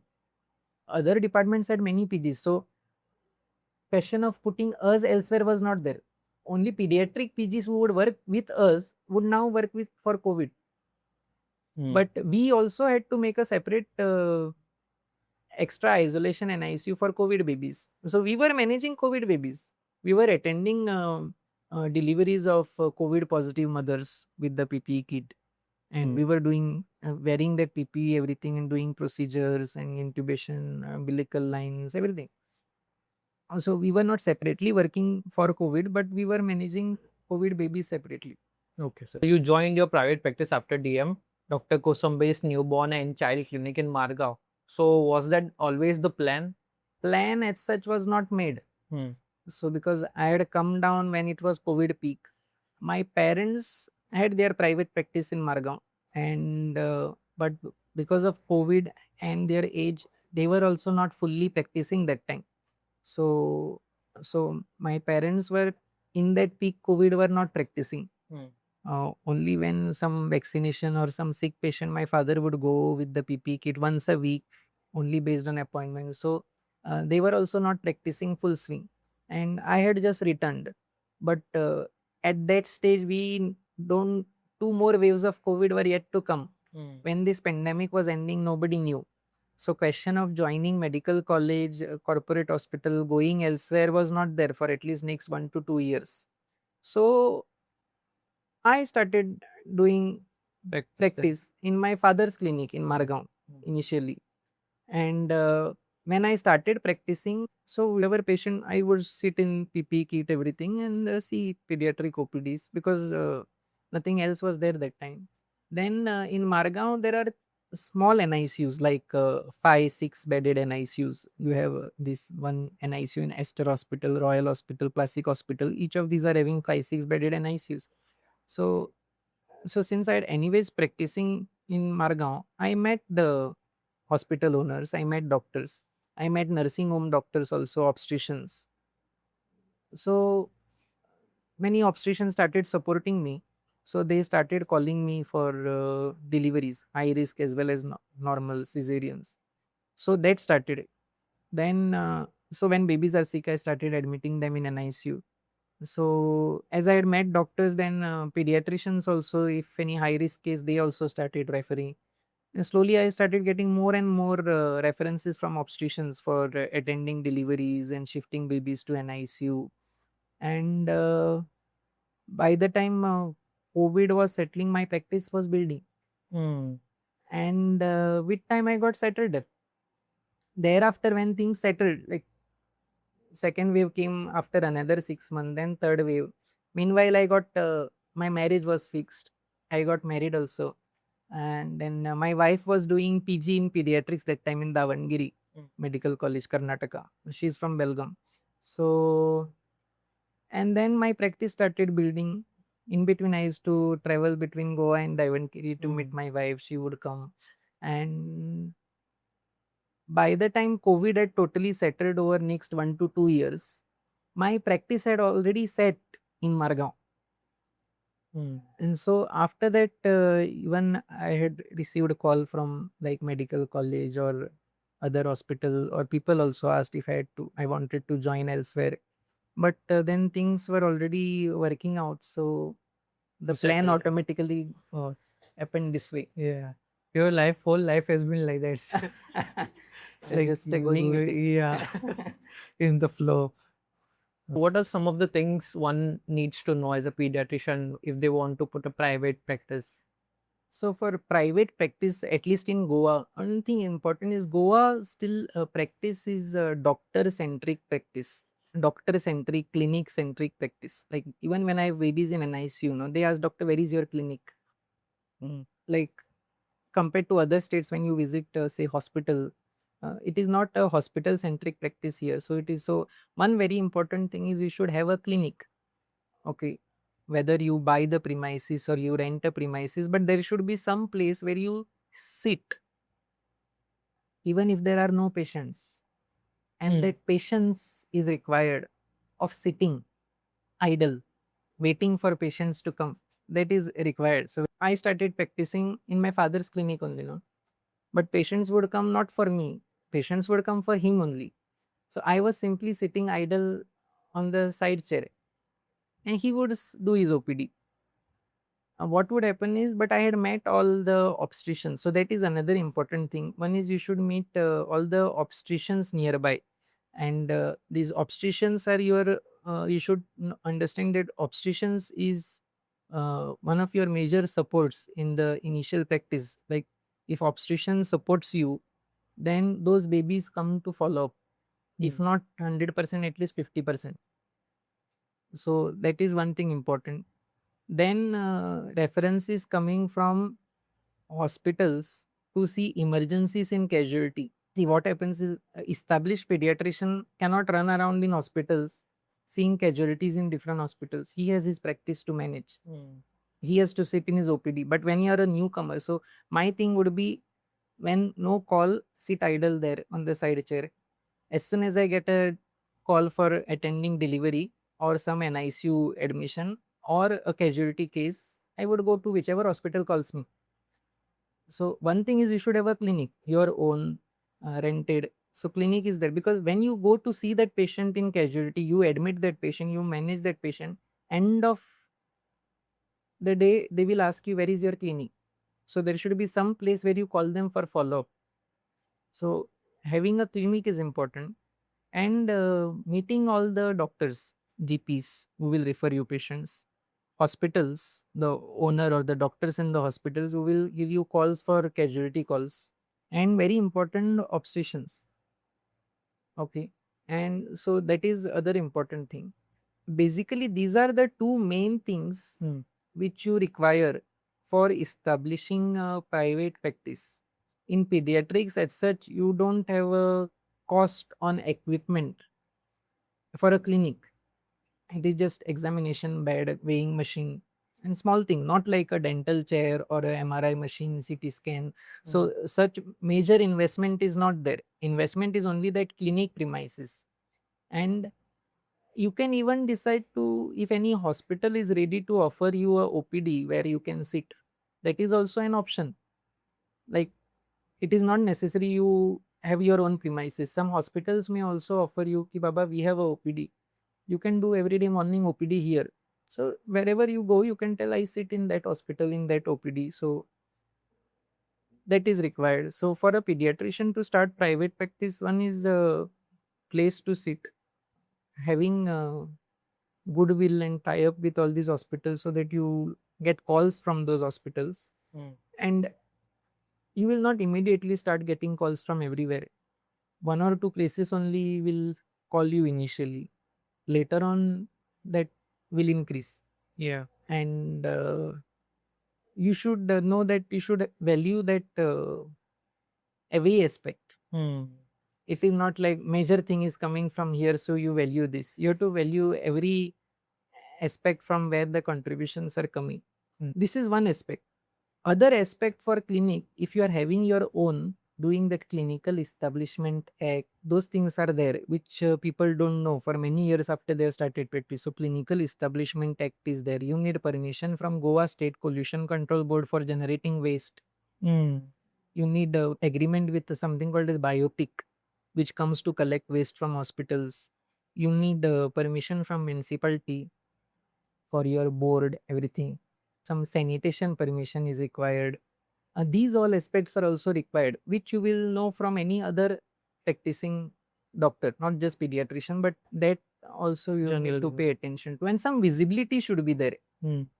Once you are established, visibility is not required, but initially visibility is there, because many times people say, see, for a shop, you need to be on the front of the building because people see and come. Doctors, they don't go like that. Doctors, they go wherever they want. So they will search and go. But to search also, some visibility has to be there. No? It cannot be like there is no board, nothing. So some visibility is required. What about neonatal setup, sir? So when clinic setup is only so challenging to have, neonatal setup is very, very difficult. Like I don't have a setup of my own. So basically how my day is basically I attend deliveries in nursing homes, and then sick babies I shift to NICU. Well, babies remain in those postnatal nursing homes only. And I mainly do pediatric OPD, general pediatrics, admissions of also general pediatrics, ward level admissions. And NICU, I manage everything like ventilation. So I admit mainly this Royal Hospital, Classic Hospital, Esther Hospital. All three hospitals are having 5-6 bedded NICUs. So I manage babies in these hospitals and attend several other nursing homes are there. Borkar Hospital, Noble Hospital, Lavandi Hospital. So many, Margao has, I feel, lot of hospitals are there, yeah. Yeah, because it becomes like drainage for entire South Goa. NIC is, as you said, is taxing psychologically. So how do you handle that kind of pressure? Yeah, and ICU handling is pressure is definitely there. And but as time passes, you gain more and more experience in handling this the NICU as well as the patient parents, and with time things improve, and with time that pressure slowly reduces. When you are a resident, no, you don't understand. When you are in private practice, you feel the pressure. When you are a resident, you feel like you are managing 10 babies on ventilator. But when you are in private practice, even one baby on ventilator is more than enough. Yeah. So you are new, you feel the stress. But as time passes on, no, like I feel initial first 6 months, I was feeling the stress of practice managing babies in an ICU. Stress is not about not knowing things. You know everything, but just the stress is there. And as time passes, you start handling things better. Because then it becomes your daily work. You come from one environment of handling that entire big NICU from a medical college as a resident, and then you are handling here in private practice.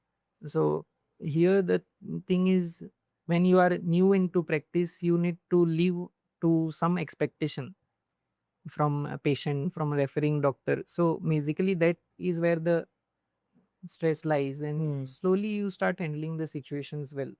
So Basically time and experience. yeah, with experience it becomes better, you're saying. With experience it keeps becoming better. Okay, sir. What about the medical legal aspect of it, sir? How do you handle it? Like Yeah, how are so the NICU has a lot of medical legal aspects. So one thing, all doctors should have the indemnity insurance done. That is very important. So like you have health insurance, you insure your car. So like that for doctors there is something called as professional indemnity insurance. That is one thing every doctor, practicing doctor should do. Other thing about handling medical legal issue is documentation. And it is not just documentation, counseling and documentation of counseling. We everyone documents patient condition, treatment, investigation, that is documented. And you have done counseling, meaning talking to the patient parents. But what is more important is documenting that counseling, because problems arise that when they say we are not informed? we were not informed. That is where problem arises. So what is very, very important is documentation of counseling is very important. So when I was in Kerala, see, in Goa we don't face that much, but in Kerala these medical legal problems are even more. Like in Western countries, like suing a doctor is very, very high. So that is why in Kerala our NICU, our professor would scold us if we would counsel the patient in the corridor. We had a counseling room with a CCTV camera which had a audio recording. And when post morning rounds, all the parents would come for counseling one by one. Counseling session will go for 1 hour, 1.5 hour, and consultants, all the consultants and the resident on duty would sit, and the main in charge nurse with something called as counseling sheet. On that counseling sheet, date is written, time is written, professor's name is written, and whatever is telling now about the condition is documented in short. And then the relative who has come, his signature is taken. and that sheet is put to the case file. So every case file will have those documentation sheets. So you have doctor's notes, nursing note, treatment order, investigation charts, and these documentation sheets. So that is how ICU setting should run. So there should be something called as documentation sheets, wherein every day, so even in the night when emergencies would come, our professor would scold us if we would do counseling in the corridor. We had to take them to that room with one nurse, do the counseling, take that sign, and then come back. So that was very important. So even on duties, evening, counseling was one extra work. So you are supposed to go for counseling. However busy the duty is, somewhere in between duty, you have to take time and go for counseling. So there's a separate counseling room only. Counseling room only. But separate have room. you seen that here, sir, or is there in Kerala? Here, at least places where we are working, as such counseling rooms are not there. Royal Hospital has a counseling room. So as such, otherwise other hospitals, that trend is not there here. So as such counseling rooms are not there. Is Healthware Hospital as a counseling room. So it's even GMC, we would like It's a Dr. front Kavita, room, Dr. yeah. Annalie would go and sit in a room and counsel the patients. So even we would take them to that room. So for NICU's counseling room is very important. So even though hospitals have OPDs, no, so whenever baby is becoming sick, I take the parents in that OPD or some room, make them sit comfortably. I also sit and do the counseling, and then I document that counseling, and then sisters take signature from the parent.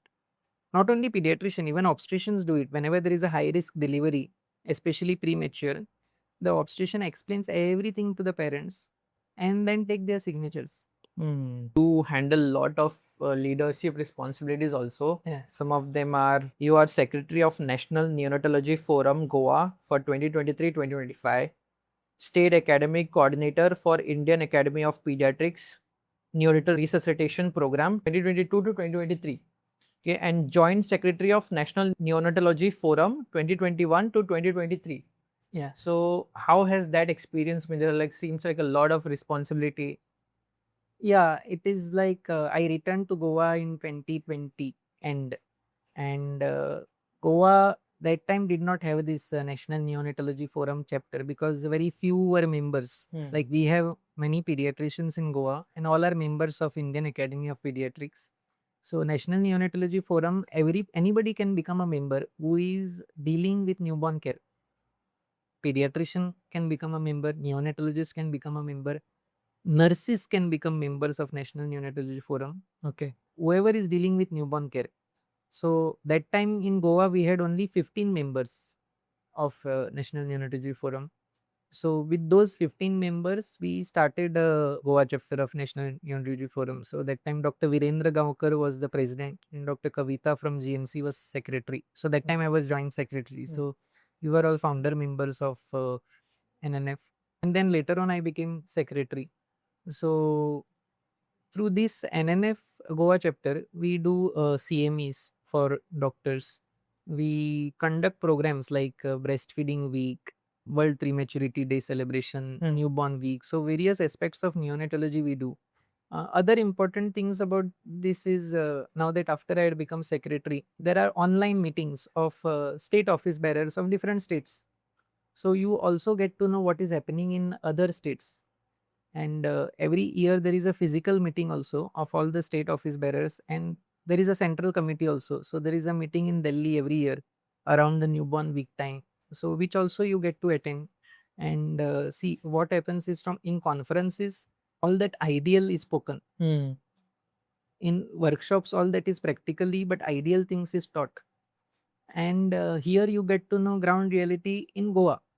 But through these forums, when you meet people from other states, you also get to know the actual ground reality of different states and the status of the newborn care elsewhere. And this Indian Academy of Pediatrics along with NNF runs this NRP FGM project, which is a neonatal resuscitation program and the first golden minute. So we have a basic NRP and advanced NRP, and these programs are there. So every year in Goa, once in 2 years only, because of less number of pediatrician, less PGs, the advanced NRP course can be held only once in 2 years. So although I am the state IAP coordinator, the last program was held 2 years back, and Dr. Anali was the coordinator. So next we will get to hold only after 2 years, because those many numbers are not there.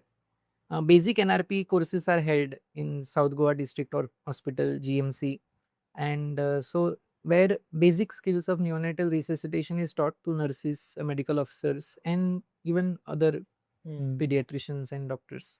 So do you enjoy the responsibility, sir? Yeah, it is good. Since I'm in private practice, so focus remains only on clinical practice there. Once you are also into these part of these associations, you get some feel of this administrative work, and you stay in touch with this aspect of the neonatology field also. And since you are not in medical college, you are not teaching, but I like teaching.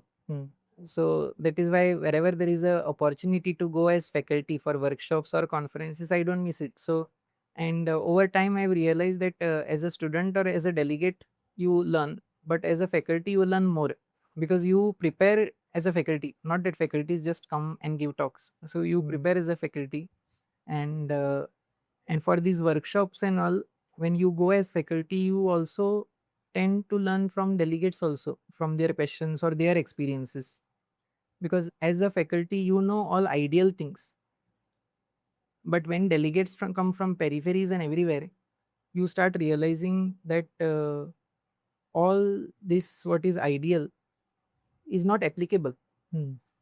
And then that is where you have to come with innovations which are not in books. So basically, it's like one center to gather all the ideas from all over India. So that is how it helps me, that clinical, academic, and the administrative to Stay connected. Yeah, stay connected everywhere. Yeah. Now we have covered most of the PG part, DM part, and the responsibilities. Now we will focus more on some of the cases we see. What are some of the common causes of neonatal mortality you see which can be avoided? Neonatal mortality, we should be proud that Goa has a very low neonatal mortality, just single digit. Although there is no exact reporting of, but many times it is said it is hardly say 5 to 6 NMR per 1,000 live births, and infant mortality rate also varies between 8 to 10. Okay, wherein India's neonatal mortality is somewhere around 19, and same with infant mortality. And there are states in India where the mortality rate is still above 30, above 40. Certain states in India, it is still very high. So one thing we have to be proud that our neonatal mortality rate is very, very low. So the neonatal care in Goa is as good as that in the Western countries. But still, India at large, or if you consider Goa, the major causes of neonatal mortality still remains prematurity, birth asphyxia, and sepsis. So these three are still the major causes of neonatal mortality. So as far as preventing them is concerned, is a topic in itself. So basically, you have to prevent prematurity, you have to prevent birth asphyxia with better antenatal care, and you have to prevent neonatal sepsis.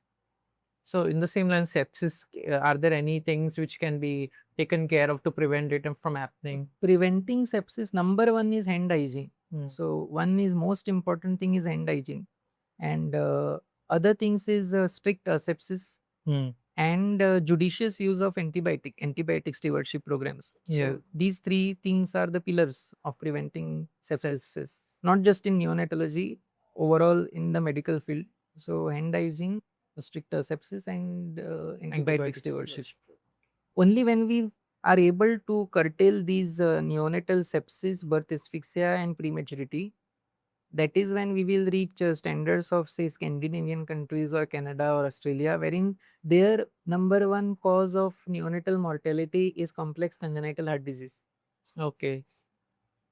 Understood. So we should target that. So our target should be is that the causes of our neonatal mortality has to change from these three causes to complex congenital heart disease. Okay, sir. That is when we can say that we have reached a next level in neonatal care. One of your publication is retinopathy of prematurity. So it is published in international journal. So what exactly is that, sir? And So retinopathy of prematurity was my original research article for my thesis in MD. So even in MD pediatrics, my thesis was on a neonatal topic. So I was hired by Dr. Annalie for this thing. Guide was Dr. Mimi, but Dr. Annalie had done a lot of help and guidance to plan this study. So ROP is basically retinopathy of prematurity. So what happens is baby when is born premature, like we know the baby is immature, so the organs are immature, to put it in simple words. So our retina, everybody knows about retina. So retina development starts at 16 weeks of gestation and that continues till 44 weeks. And that is how the retina develops. So since the baby is out much before the time of birth, the retina is not developed fully. And so now it is developing outside the mother's womb. And that is why main thing is because of oxygen lability. Like sometimes you have hypoxia, low oxygen level, sometimes you have high oxygen level. This is one of the major causes, but there are others like sepsis, blood transfusion, all those things impact on retina development, and baby develops retinopathy of prematurity, which can cause blindness.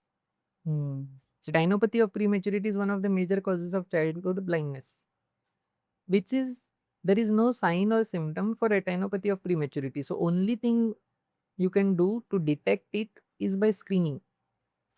So that is why all premature babies from at 28 days of life should undergo their first screening for retinopathy of prematurity by an ophthalmologist.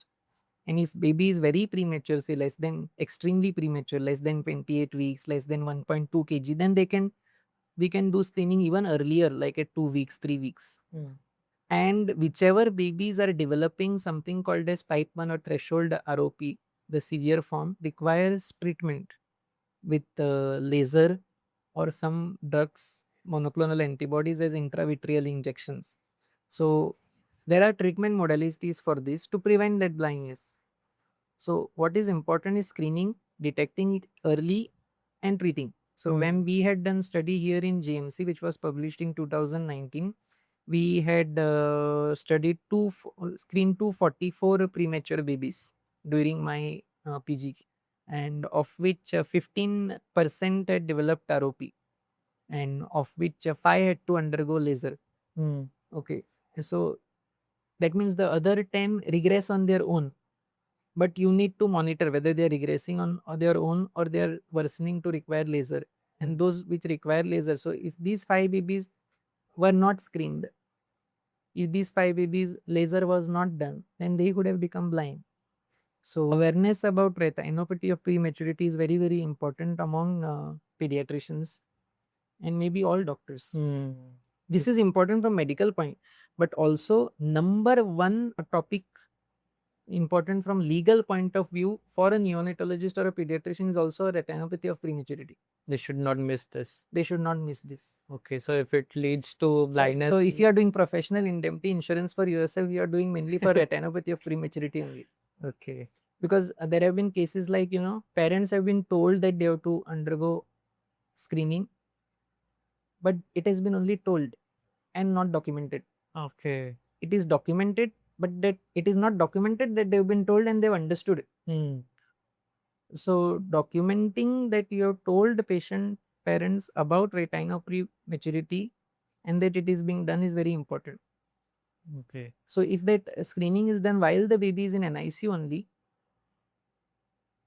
then your responsibility has reduced there only, because now it has gone on the ophthalmologist. But again, ophthalmologist has to document everything properly. And once all that is done, ophthalmologist has to write when to review again. That has to be communicated to the parents. So there have been several cases happened in India over years on different things. Like even in big medical colleges also, wherein in a corner of the paper it was notes were made that such a ROPs their review is required. There have been also problem that WNL was written by pediatrician on the first day of delivery. Eyes WNL. Later on developed ROP. So all these are having lot of medical legal implications. So ROP has major medical legal implications. So in fact, rest of the counseling you do, but there should be a special counseling form for retinopathy of prematurity, that this has been counseled and understood. What about hypothermia, sir? Hypothermia and even neonatal jaundice. So, what are the things that? Yeah, these are also very important aspects of neonatology. Like hypothermia is probably the most important part. Like thermoregulation in neonates is very, very important. Like it is told that a baby which is shifted to NICU for admission, you need to record admission temperature of that baby. So if you are giving a good thermoregulation care right from birth, initial resuscitation and transport to NICU, and if your admission NICU temperature of the baby is normal 36.5 to 37.5, that means you have followed the thermal care or thermoregulation care very well. And if that temperature is normal, and if that temperature for every 1 degree Celsius drop in admission temperature to NICU, mortality increases by 28%. So that is how important hypothermia is. So managing hypothermia is very important. So initial basic NRP skills, that your delivery room is not very cold and there are no air drafts. You shift baby under radiant warmer which is preheated, using preheated linen. And then if facilities are available, even the gases like oxygen, air which the baby gets at birth should be warm and humidified. And the transport should ideally take place in a transport incubator, which is also preheated. And then baby reaches the NICU and then received again under a warmer or a incubator. And you also have now something called as a thermal matrices, something called as embrace. It is a proper phase changing material. So you put the baby inside that embrace so that baby remains warm. If you do not have infrastructure and facilities for transport incubators. And kangaroo mother care. So kangaroo mother care also helps prevent hypothermia. Yeah, that we have stressing upon the kangaroo mother care. Yeah. And regarding neonatal jaundice is also very important, because many times it is underestimated or taken lightly by parents, because with time everybody knows that babies at birth get jaundice. Yeah. And you can with sunlight it goes. That is the normal understanding of a common man. But very high levels can cause brain damage. So that is why that is another screening which is required. So every baby before discharge, or say at 48 to 72 hours of life, should have a screening bilirubin done, or a transcutaneous bilirubinometry done, which may be confirmed with serum bilirubin. And if that bilirubin is high, you need to treat accordingly with phototherapy. Okay. Okay. And what's the worst that can happen, you said, sir, if it's not treated promptly? Yeah, so all these are important. So hypoglycemia can cause brain damage, and neonatal jaundice can cause brain damage. Everybody knows that sepsis, meningitis, or birth asphyxia can cause brain damage, but you need to understand that neonatal hypoglycemia and neonatal jaundice, if sugars are too low for too long, or if jaundice is too high, say levels about 25, that bilirubin enters the brain and causes kernicterus. Yeah. Now, when it comes to neonatal resuscitation, what are some of the common mistakes that young pediatricians do that you have seen? According to me, when a young pediatrician, meaning PG, so PG, when he's doing neonatal resuscitation initially, he is learning that resuscitation from the immediate senior. So if immediate senior is doing resuscitation right, he will also do it right. Immediate senior is doing it wrong, he will do it wrong. Then he will teach wrong to the next junior. So that is why we have this neonatal resuscitation program by IAP and NNF together. And it is not just here, it is world over. So NRP is world over by American Health Association. So it is like how, there is something called as ILCOR, okay, International League for Resuscitation. And then you have American Society, European Society, Australian, all these come together once in 5 years and keep updating guidelines for resuscitation over the 5 years, whatever research happens, and also feedback. And these guidelines keep getting updated. So when these international guidelines get updated, India, IAP and NNF update our NRP guidelines. So these guidelines, now latest guidelines have come in 2025. Before that was 2020, before that 2015. So present 2025 is the 9th edition of NRP.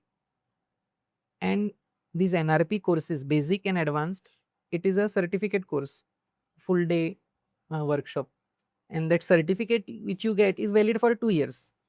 Okay. So ideally, you are Should be supposed every to 2 do years, yeah. NRP workshop every 2 years. Yes. Okay. So you remain updated. When you do NRP workshop, you are supposed to come back and put it in practice and teach your junior or your assisting doctor or nurse whatever you learned from NRP. Only then you will put it practice daily and you will not make mistakes in resuscitation. So you have advanced NRP, which is mainly for pediatricians and neonatologists, and your basic NRP, which any doctor can do, nurses can do. So basic NRP, we have it in South Goa District Hospital, we have it in GMC, and medical officers from DHS, from Peripheral Health Centers, nurses from DHS, Peripheral Health Centers regularly come. They have to compulsorily attend. As per government orders, they have to compulsorily attend. So they remain trained. So now what I started doing is, even in private nursing homes in Margao, I started telling the owners. And last time when we conducted NRP, many from even private nursing homes, nurses had come to attend. And how do you think has that NRP has evolved in India over the time? Yeah, it is evolving well. Every year, these guidelines are changing. And continuously NRP programs are happening. Like for example, in the last year, now I am an advanced NRP instructor. So the last year in somewhere in April, I had been to Hubli, King's Hubli as an instructor for advanced NRP. So there were 3 local faculties, 1 external faculty. And they had so many registrations from all across Karnataka that they had to conduct NRP on 2 days. Like students had come from not just Hubli, but from several other parts of Karnataka to do NRP there. Okay. So it was held over 2 days. And then I had been as instructor even to Davangere later on this year. And now recently in October, I had been to KLE Belgaum. So everywhere I saw that, and interestingly, not just pediatricians were coming for these advanced NRP courses, even obstetrician PGs were coming. So even they were attending these NRP courses. Okay. Okay. And is there any equipment checklist for centers in periphery to improve the resuscitation program? Yeah, so equipment checklist is there. So there is equipment checklist for advanced NRP and there is for basic NRP. So basic NRP is until you give positive pressure ventilation with your self-inflating bag, EMBO bag. Advanced NRP is the whole thing. So there is equipment checklist for temperature regulation, what all you require, airway, what all you require, breathing, what all you require. So you follow that mnemonic. So then for circulation, what all you require, what all drugs you require. So that complete checklist is there. So that is taught in the program. So that is taught in the program. Okay. What are some of the red flag signs in babies parents need to be careful about to seek emergency care? For parents to know that baby is sick, so basically danger signs that they should look for is, one is the temperature. So fever as well as hypothermia. In babies, hypothermia will be more common than fever. Secondly, breathing. So either the breathing rate is fast or baby is having breathing difficulty with say chest indrawings. Third is the color. So if baby appears very pale, cold, or baby appears cyanose, that is blue. And since it is neonatal period, even yellow color is a red flag sign. So you have to see palms and soles becoming yellow. And activity, excessive irritability or excessive lethargy and convulsions. So these are the main danger signs that they should look for to immediately report to the doctor. Care.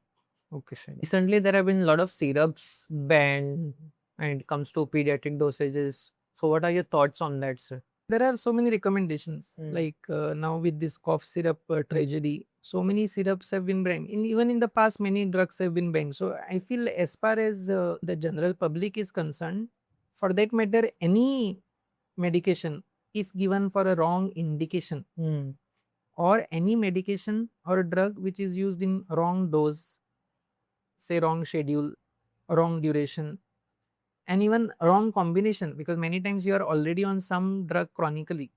So any wrong interaction, wrong combination is going to be dangerous. Yeah. So Especially in babies. yeah, so I feel every medication you should, it is better you get it confirmed with your doctor.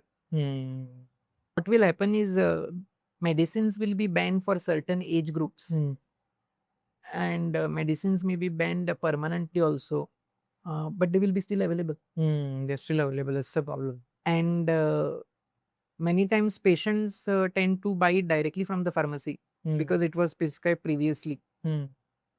So that is there. So every time doctor's consultation and then taking the medication makes more Yes. sense. Okay. It is not always possible. Like sometimes you are traveling, you may not get doctors, so you need to carry medicines with you while you are traveling. So in emergency situation you may have to use, or sometimes in the middle of the night either you have to go to some hospital, but sometimes in some situation they may not have transport to go to the hospital, something has to be done. So patient tends to use what was used previously, which is actually wrong. But in some practical situations they are right to some extent in doing that. Because like I said, in pediatrics, when the child is sick you are in panic. Sometimes 0.5 ml becomes 5 ml. Yeah. Or 5 drops becomes 5 ml. Okay, so they are in a panic situation. So they are not completely wrong in doing that. But as far as possible, self-medication should be avoided. As far as possible, you should seek doctor's advice at the earliest possible. And recently there was controversy regarding the use of ORS by companies. Yeah, so this other ORS has been available for a long time actually, many other brands. So you have your standard WHO ORS which is there. And there are some brands which actually sell WHO formulated ORS, and there are some brands which are selling the name other ORS with some modification in the name.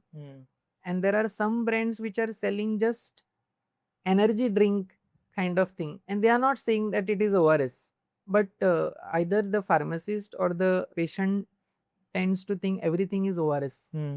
Now ORS is a over the counter available preparation. You do not need doctor's prescription to buy ORS. Certain drugs you need doctor's prescription. So whenever a doctor prescribes ORS, doctor should actually mention ORS, and doctor knows which brands are actually WHO formulated. So I feel you should actually write that brand name to be on safer side, or you should at least write in bracket WHO formulation. Yeah. And if in emergency situation you are directly going to the pharmacy to do buy, then I feel the public should know that whichever are WHO formulation, they have a label on that. The ORS brands which are WHO formulated have labeling on that it is a WHO formulation. So only you should check that. If the baby requires ORS and this kind of branding comes in place and they are given wrong kind of formulation, so what can happen? What can happen, because basically ORS is given for diarrhea and dehydration. Yeah. So you need proper WHO formulation to rehydrate the patient. So when the formulation is not as per WHO, suppose there is more sugar in the formulation, that diarrhea will worsen. Yeah. The preparation will be tasty, but the diarrhea will worsen. Yeah. So that is the main problem. But babies are more sensitive towards this electrolyte fluctuation. Yeah, sometimes if they say sugary, salty preparation is there, then it can even trigger vomiting also, or diarrhea may worsen. So those are not the ideal formulation. So this WHO formulation is actually meant for diarrhea. So it is prepared in that fashion so that patient is rehydrated. Okay. You also have a book coming up which you are co-authoring, Perinatal Intervention to Improve Neonatal Outcome in Quick Reference Guidelines in Neonatology, to be released soon in 2026. Yeah, so actually it is not it is this National Neonatology Forum along with IAP. It's a joint venture wherein they have come with the quick reference guidelines in neonatology. So every aspect of neonatology, neonatal care is coming in the form of guidelines. Like every topic will be in the form of 4 to 5 page guidelines. So for daily practice. over this year 2026, say every week or once in 2 weeks, one guideline is going to get released. Already 2 guidelines have come out. Okay. About initial checklist and resuscitation. So, and at the end of the year, maybe end of 2026 or beginning of 2027, all these guidelines are going to be clumped together, and a book is going to be made, which is going to be NNF and IAP's quick reference in neonatology guidelines. Okay. So one of the chapters or one of the guidelines in that is perinatal interventions to improve neonatal outcome, and two which I have been a co-author along with even Dr. Kavita from GMC. So I have contributed in antenatal steroids and antenatal magnesium sulfate, those topics in that guideline. And where it will be available, sir? I think it is going to be by the JP publications. Okay. So end of the year, it will be available even on Amazon, I feel. Okay. Because other books by IAP or NNF which are under this JP publication, they are available on Amazon. Okay. You also have received Young Achievers Award, sir, at Yuva Pedicon. So how was that experience? Yeah, so this Yuva Pedicon was we have zones in IAP. So you have a north zone, south zone, west zone, east zone, and central zone. So every year there is a national pedicon, and there are zonal pedicons. And from this year, they have started another series of conferences called as Yuva Pedicon, wherein in these conferences, faculties are all below 45 years of age. Like everybody can attend. Like seniors, senior citizen, doctors, everybody attends. The delegates are everyone, but the faculties are only below 45. Okay. So that is how they have started these zonal conferences. So this year's West Zone is basically Gujarat, Maharashtra, Goa. So West Zone Yuva Pedicon was held in Goa only. And so they are now, so they had come up with this Young Achiever Award based on your, so it had a format. So you had to submit that form in that proforma field format, and you had to send all your documents, whatever your achievements are, or wherever you have been a part of organizing, say, CMEs, conferences, or holding responsibilities in IAP, administrative responsibilities, and also your academic achievements, and if you have been faculties wherever. So all that I had filled and submitted.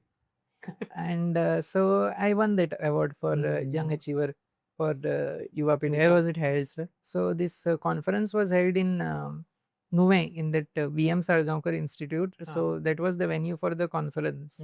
For banquets and all, they had held in Margao only in an hotel. Okay. So that Young Achiever Award, it was a good feeling. So after 45, there's no more. It's just below 45. Yeah, it's below 45. Okay. You have a lot of academic as well as clinical responsibilities. So over the time you have been doing that. So what are some of the habits that has helped you to keep in now your best form? Frankly speaking, one thing is you are a neonatologist, so you have to understand that it's an emergency field. So like certain professionals, you cannot have a routine or a discipline when you are a pediatrician or neonatologist. Like you cannot have a routine discipline that every day I wake up at 5 a.m. I do this, I do that. That discipline is not there because sometimes you have a call at 1 a.m. and you come back at 4 a.m. So you will wake up late. So your OPD timing, sometimes you have cesarean call, you are stuck up in NICU, you reach OPD late. So otherwise your day-to-day schedule is kind of chaotic. It is not in a streamlined fashion. So how I am able to do this is mainly from my side. It is mainly liking for the subject. Because I have liking for the subject, so I'm into clinical practice, and I have a passion for teaching. So whatever academic administrative responsibilities I get, I don't miss out on that. And so that is what keeps me going. But very, very important aspect here to me to remain consistent with these academic and clinical responsibilities is the support from the family.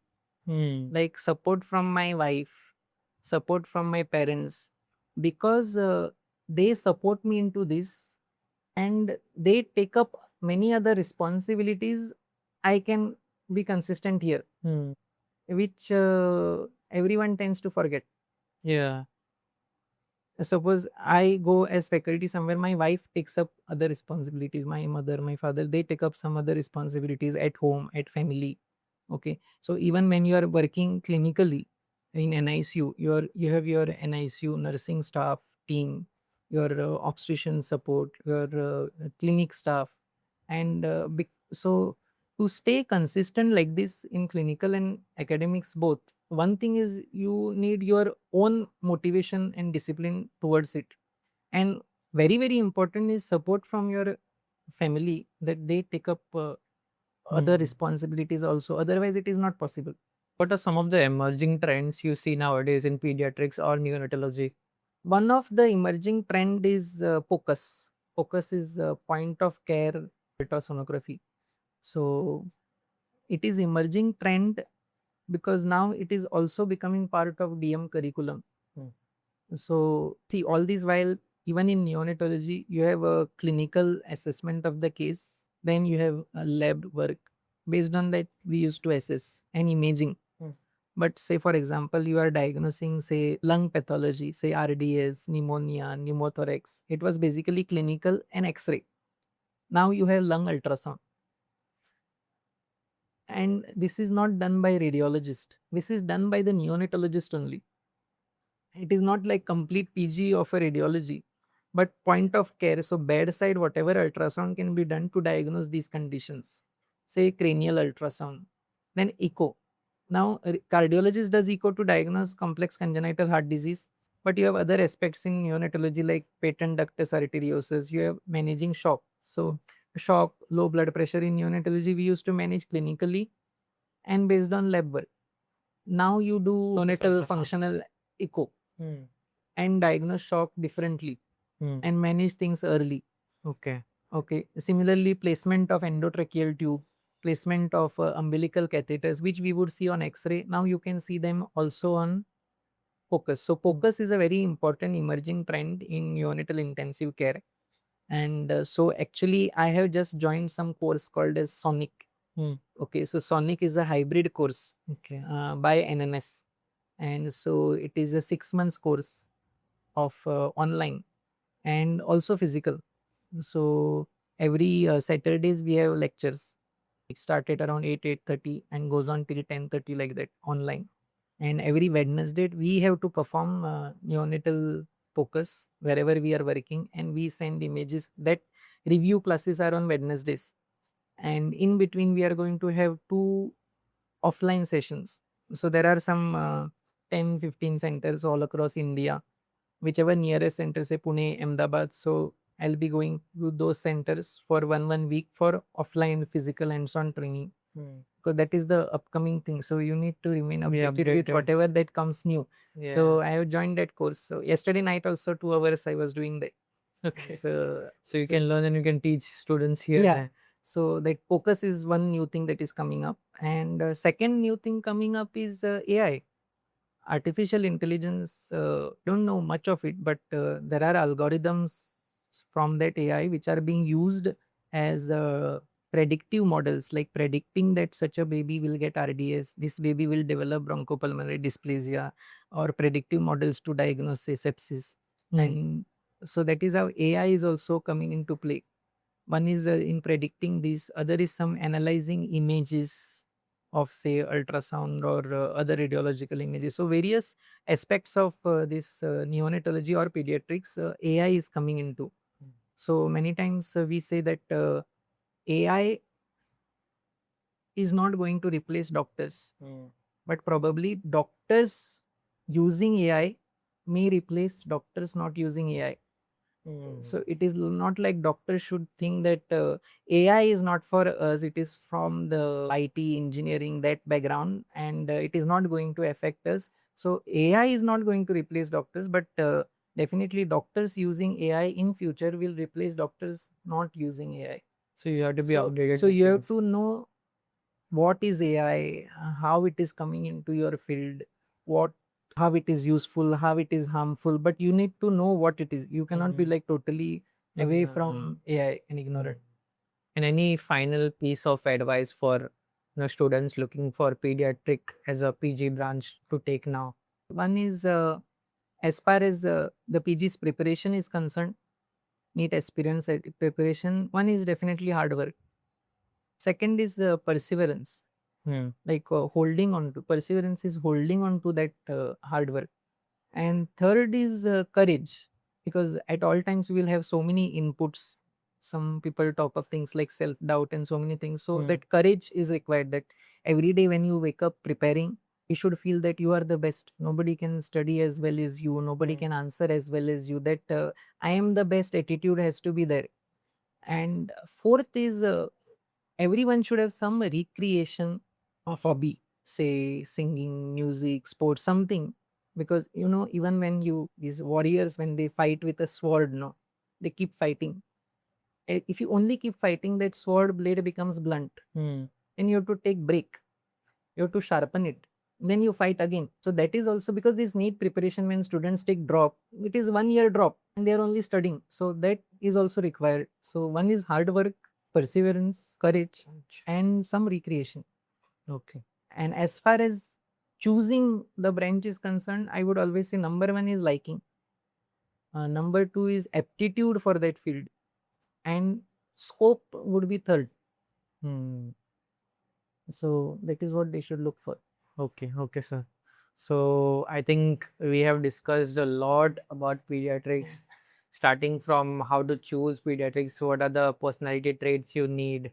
And it's not just about the liking, you have to actually have that clinical aptitude towards the field. Correct. Then when it comes to fellowships, then the DM and all the career prospects, the earning potential, everything overall in one place. So I think we are very thankful to sir to have come here and given us that inviting. feedback, sir.